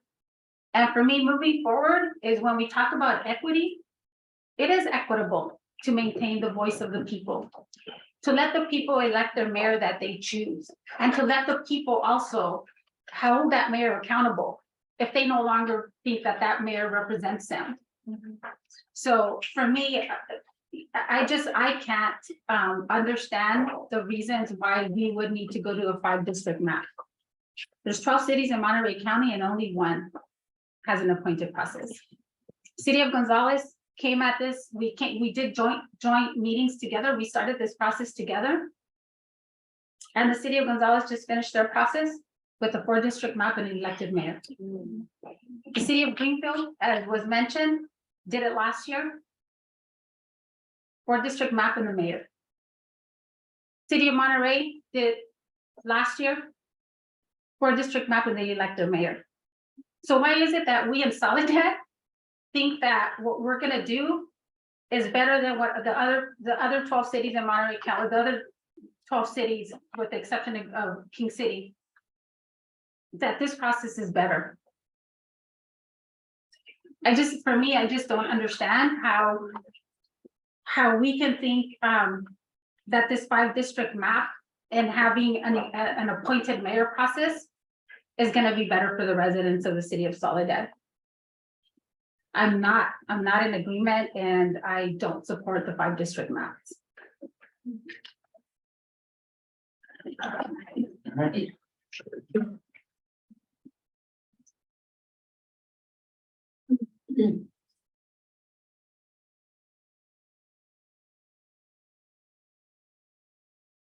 So any further? Okay, so any further comments?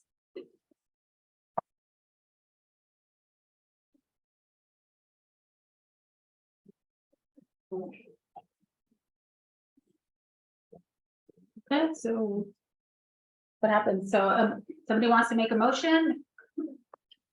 I'll make a motion that we go and accept map 501 with a rotational mayor on an annual basis, if that's appropriate at this time. That's actually, yeah, outside the scope of what we're doing. Okay, so yes, You just said on the map, yeah.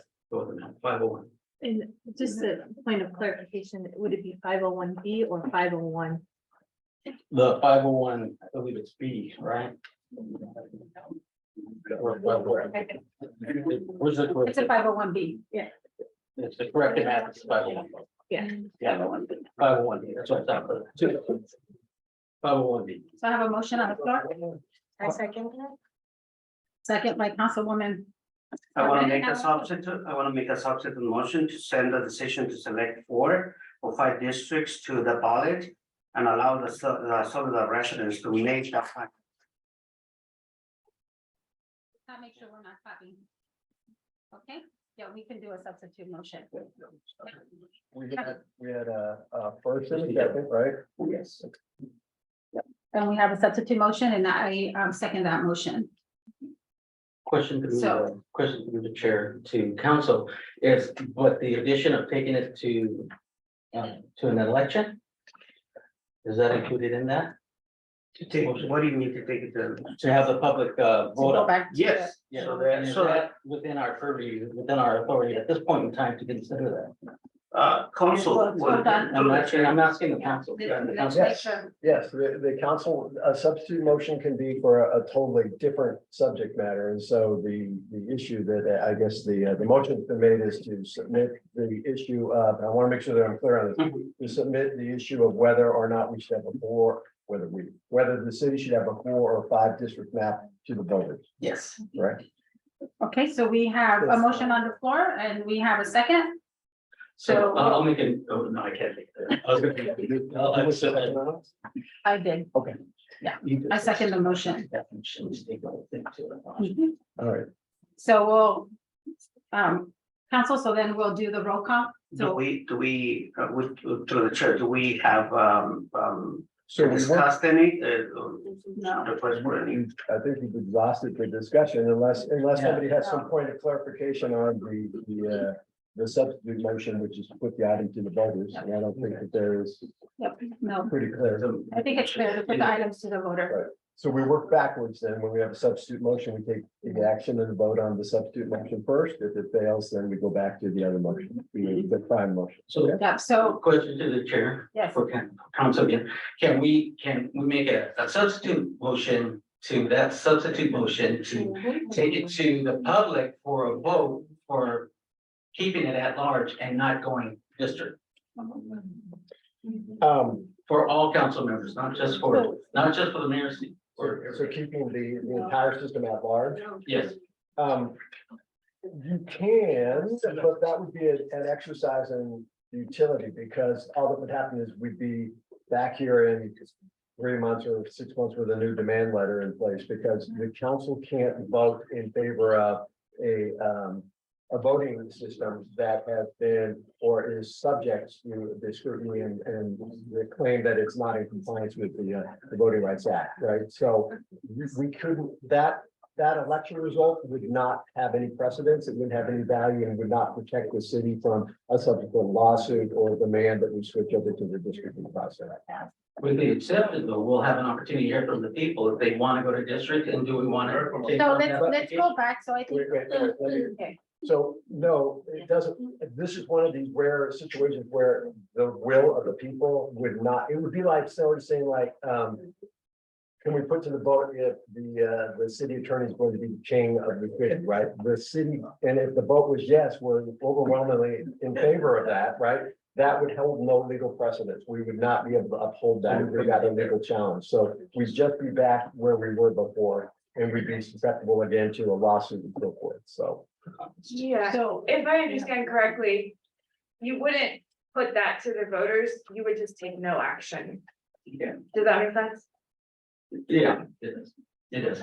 So, and Okay. we're still exposed to litigation if we take it to the voters for the other portion as well. If, with respect to the substitute motion, if you're asking. Yes.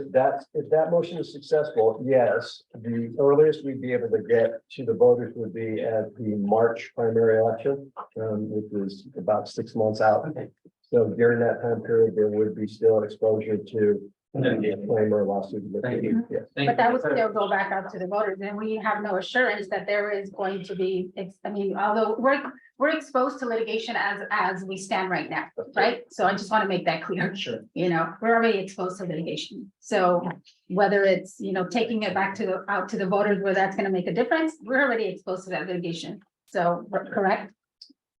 Okay. So that's clear for our public to know. Okay, so we have a motion on the floor. And we have a substitute motion on the floor, so I'm gonna take action on the substitute motion. So all in favor for the substitute motion? Do we need roll call? I think it. I think we will do roll call. Roll Yeah, call. let's do roll call, please, for the substitute motion.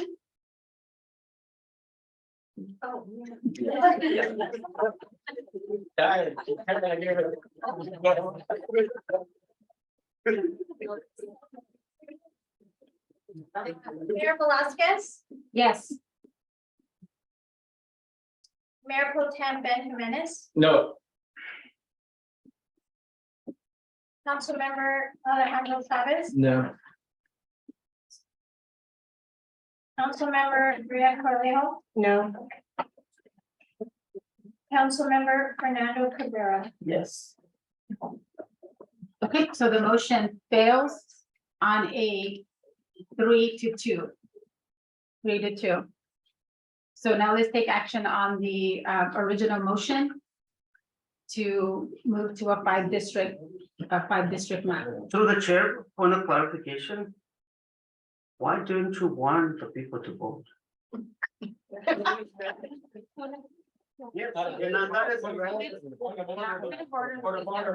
So this, we have a motion on the floor, so we want to make sure, please, let's stay respectful. We got a motion on the floor for a 5-district map. Roll call, please. And it's just clarification, it's map 501B, right? Map 501B. Okay, Mayor Ana Velazquez. Nope. Mayor Pro Tem Ben Jimenez Jr., Yes. Councilmember Alejandro Chavez. Yes. Councilmember Maria Corlejo, Yes. Councilmember Fernando Cabrera. No. Okay, so the motion passes on a 3-2 vote. So thank you for the voters that are here. I think you've heard the conversation. And for me, I'm just, it's, you know what, it's shameful. I'm sorry to say, but it's shameful. Shameful.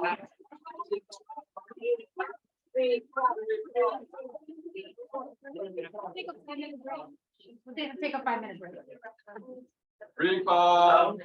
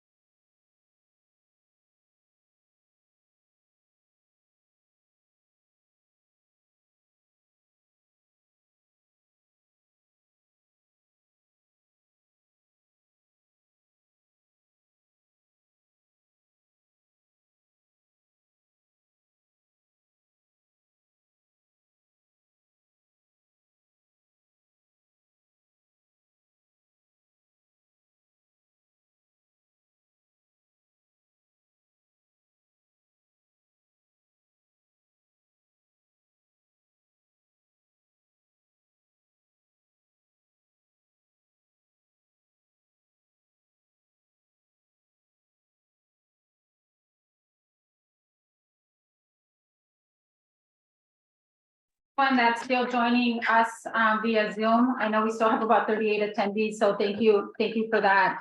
And so we're gonna go into our next item, which is mayor announcements and reports. So I think, No, we still actually have the second part of this item, which is to consider the introduction, waiver of reading, and read by title only the ordinance that will codify and implement the 5-district system. okay, so I apologize for that. So we still have one business item under PH 1. Hearing, consider introduction, waiver of reading, and read by title only. An ordinance of the city council of the city of Soledad establishing and implementing by district elections. So the ordinance in question, you had two ordinances because it was unsure to staff as to whether there was going to be selection of the 4 or the 5. Ordinance number 765 is the ordinance that will codify a 5. I want to make sure that's it.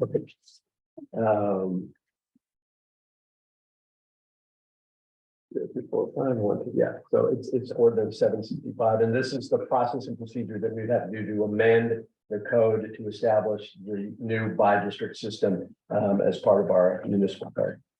It's before the council this evening, just for purposes of introduction, waiver of reading and reading by title only. And when you asked me to introduce this matter, when we got to this, you actually read the title of the ordinance, so we don't have to reread that either. So you just call for the vote on that, unless we should probably take in public comment if there is. Okay, let me take it out to the public. So this is on the consideration of the reading of the 5-district Ordinance. Do we have any public comments on that? Okay, do we have any public comments from those that are joining us via Zoom?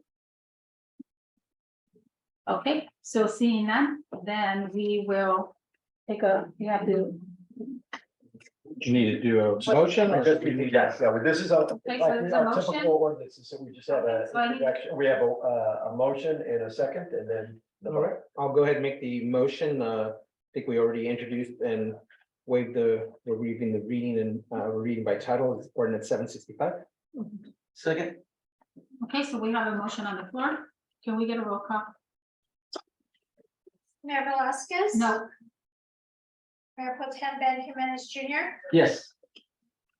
Councilmember Alejandro Chavez. Yes. Councilmember Maria Corlejo, Yes. Councilmember Fernando Cabrera. No. Okay, so motion passes on the 3-2. Thank you. Okay, so we'll move on to our next item on our agenda, which is mayor announcements and reports. I think the last time that we discussed this item, we said we're going to do 2 minutes, right? 2 minutes on the council report. So on 8/19, I attended the Orchard Park ribbon cutting, so it was great to see all the people in attendance. On August 23rd, I attended the Leadership Council meeting, Board of Directors. We had a guest speaker from the National Alliance to End Homelessness. They provided a lot of information in regards to the leadership, to the, they provided the presentation, and they discussed homeless among veterans. That's being increased in federal policy efforts at the federal and local levels to implement housing first model accountable, that has been accountable for the decrease in some of our point in time counts. They also talked about the homeless numbers that are decreasing. They talked about race and ethnicity, more among Latinos and Black, that they're overrepresented in the homeless population. So that's what we're seeing across the sectors in terms of the homelessness, and it being more Latinos and African Americans disproportionately impacted. On the 24th, I attended the community meet and greet with the city manager. It was great to see all of our community members. We received a lot of great feedback that was provided by the community. On 8/28, on 8/26, I attended the city council special meeting on governance, training, roles, procedures, and protocols. On 8/28, I attended Salinas Valley Mayor and City Managers meeting. The majority of the topic was in regards to the ag mitigation discussion, and then later that afternoon, I attended the LAFCO Commission meeting. So ag mitigation for Soledad will be heard in the September meeting. We discussed the upcoming MSR, which is a municipal service reviews that are going to be conducted for the Soledad Cemetery Board, the Soledad Mission Recreation, and Soledad Healthcare District. So those were prioritized by the commission, and those are moving forward in the upcoming months. On 8/28, attended the Affordable Housing Ad Hoc Committee. We heard two projects, Almond Acres proposed affordable housing project in Santa Clara, parcel E amendment to affordable housing projects. I requested a lot additional information, so I was not, as was mentioned, I was not prepared to make a recommendation yet to come back to the council, as there were still questions that were unanswered for me, and I wanted to make sure that I had all the information before moving forward and making a informed recommendation to the full council. So we are gathering that information, and I will come back to have another meeting of the ad hoc. And then on 8/31, I attended the John Fuller Building dedication at Gavilan Elementary. I presented a proclamation on behalf of the city council, and I also attended on 9/1 the celebration of MST that had celebrated its 50 years of public service to the community. Thank you. And so I will go to Mayor Pro Tem. We have an executive meeting tomorrow with Central Valley Waste Authority, attended the park opening and here's what the items I attended.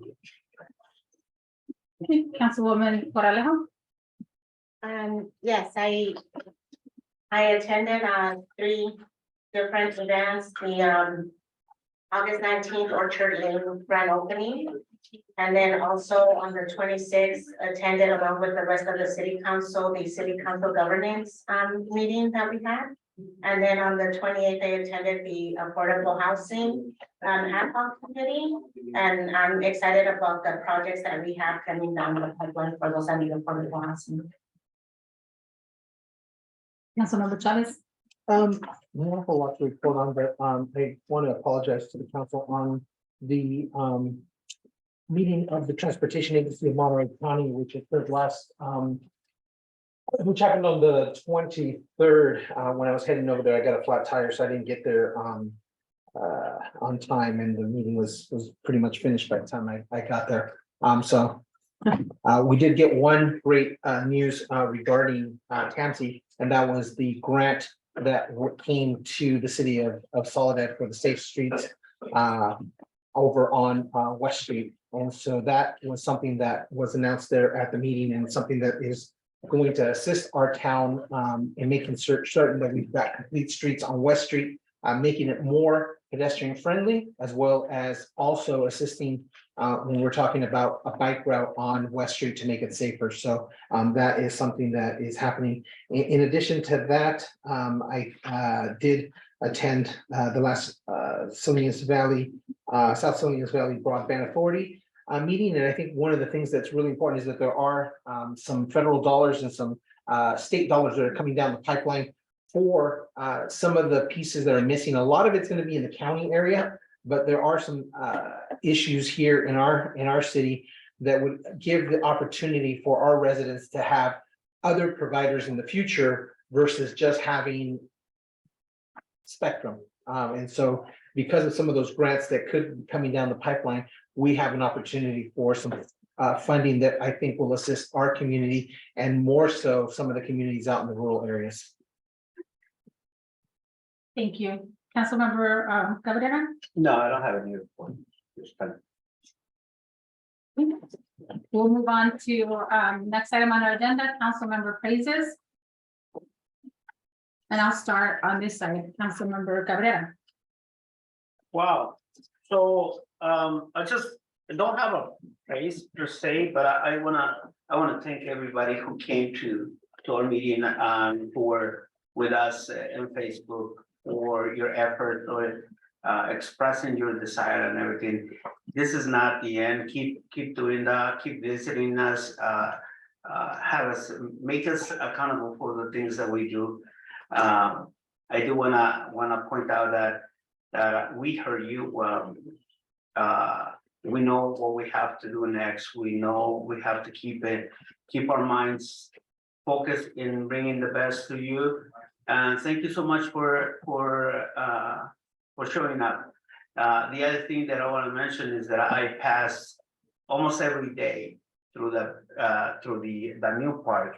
It's amazing to me the number of people that are there even late in the afternoon.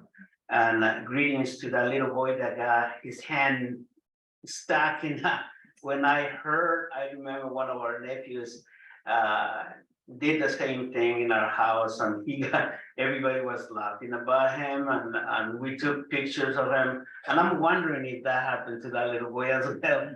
Because, you know, you have Mexican families and they like to make fun of you for a little bit, but I hope that he's right. Hope that the family is taking care of him, and I hope that that's not an incentive for not taking him again.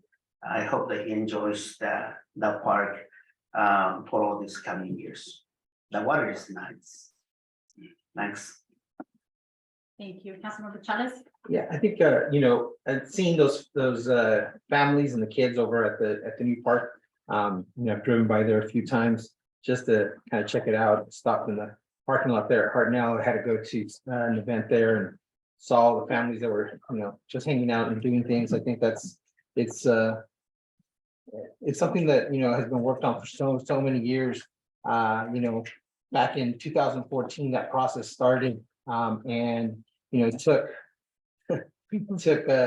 9 years for it to finally happen, but part of that negotiation that occurred back then was with the developers to be able to make certain that we had that piece of property there for a park to happen in the future, and it did happen. And, you know, I want to thank this council for moving it forward at the end, that last piece that needed to happen, to be able to move it forward and to really listen to the community. And I think Mayor Velasquez really pushed for folks to have as much engagement as possible. And I thank Mayor Velasquez for that piece, because I think we were listening to different groups at the beginning of that process, and a lot of it was around sports. And because of the engagement that happened, we heard other folks that were looking at other things that they were looking at. And I think that because of that, the final product, I think, is something that our community is proud of and is using.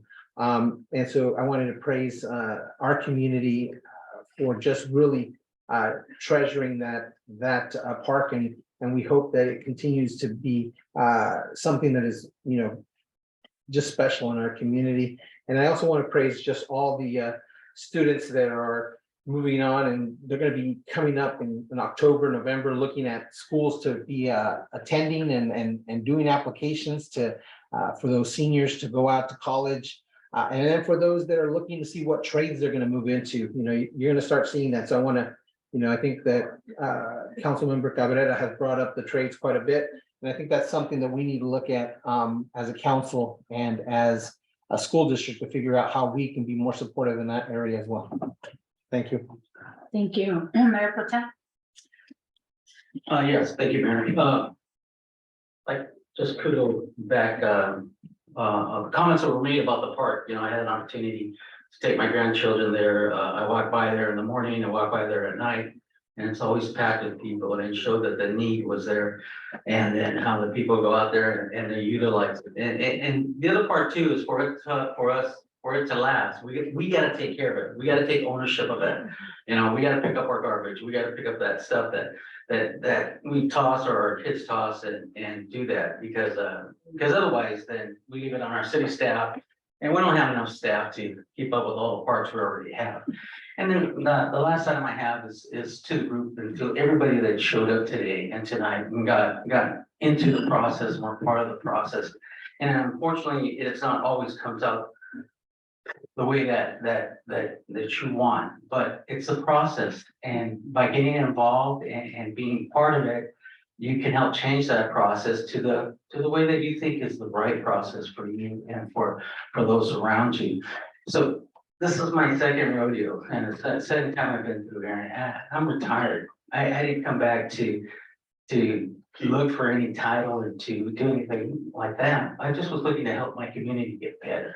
And that's the reason I'm here. Unfortunately, some don't feel that way, but I can share with you, that's where my heart's at. That's all I have. Thank you. Councilwoman Coronel? Yes, I just, want to praise everybody that's been going to the new park. I know I've been out there with my dog. Both of my kids are older now. But you know, I see a lot of people using the park, taking care of the park, cleaning up after themselves. And then also, just today in today's meeting, you know, it's only appropriate to give praises to everybody, and I see some people are still here, so thank you for that. You know, to those that are here, to those that were on Zoom, you know, on Facebook, and also, you know, there's some that have been sending letters or calling or messaging through Facebook or whatnot. Just want to say I appreciate everybody, regardless of their view, that, you know, made it a point to make time out of their busy schedules to speak up. Thank you. So I want to praise everybody that's here, and I just want to let people know that I heard you. Thank you for showing up. Thank you for speaking your mind. Thank you for bringing up hard topics that sometimes we don't want to hear. But I know that one of my hopes and what I saw tonight brought hope to me, in the sense that we have people engaged. And I expect that everybody that was here tonight continues to be engaged.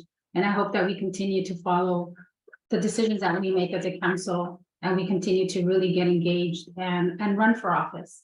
That there's elections coming up, and that we run for office, because we really need a true inclusive representation of our community members. So thank you for showing up. Thank you for your vote, for your voice.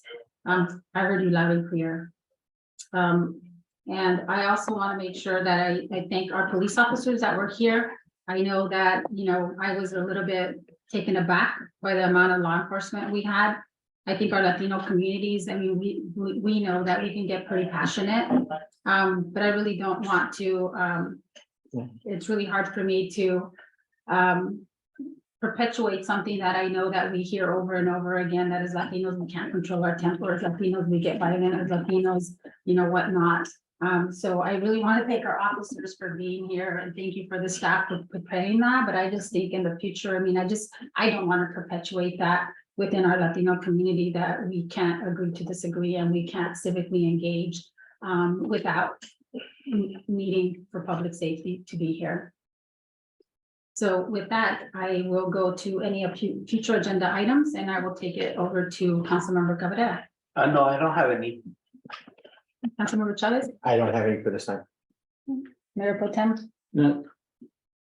Councilmember Corralejo. Yes, the only future agenda item, and I don't know that needs to be an agenda item, but just to put it out there for staff. I know there's been a couple of incidents where it's children versus vehicles. And so I you know, really would like us to speak about that, and to find a way that we can protect our children, you know, when they're out, their kids, unfortunately, sometimes they run, but we need to make sure to, whether it requires, maybe doing surveys and putting some stop signs up where they're needed, or putting crosswalks somewhere, but, you know, we need to be there for our kids. Okay, thank you. So I have a future agenda item, and that's, I know today we heard a lot, we heard some public comments in regards to safety and concerns with pedestrians in a couple of those streets. So if we can follow up just to see what is some of those issues. And then also on Metz Road, I have received calls in regards to just speeding. My mom lives off of Metz Road, so I, you know, Metz Road. Yeah, but what about? Speeding, the speeding vehicles. And I know now that we, you know, since we have Hartnell there, now we have also Orchard Park. I think it's really important for us to really look at putting some speed bumps, or what are some of the mechanisms that we may have available to ensure that there's safety out there, because the cars do speed, you know, fast. And like I said, I mean, that's where I grew up. And it's not, you know, anything that isn't new to us living in that area. But I think with the augmentation of the traffic that we now have, I think it's really important for us to whether we need to do a traffic study, but to be able to make sure that there's that we look at the speed bumps, or what type of traffic calming measures we can propose for that. Okay. I was gonna say, I think if I recall correctly, there was a traffic survey that was done recently that included, from a consultant, that included like recommendations. So maybe we can, I don't know if there's a way that we can all get that information again. Yeah, those Yeah. safe routes to school, right? I don't know like what it included. But anyways, I mean, my comment is back to, we can look at that, get that information, but if we can do something to look at Metz Road and some of the traffic calming measures. And through the chair, just to add at that, remember that we had the issue with the trucks route that is Yeah, in that's that coming back. area. It is So coming back. maybe we can include all that with that bit. Okay. Because he's on the same route as San Benito and Metz. So, Or Through the chair. So I can put that in, on the agenda, the truck route item is, I think, scheduled for the 20th. Yeah. So probably we wouldn't be able to combine them. It would be too soon. If you wanted us to combine them, we'd need more time. Yeah. Okay, yeah, I know we had that already, so I just want to make sure we do address that, so. Okay, so those are future agenda items, so at this time, there's no further city business, so I adjourn. 22, thank you.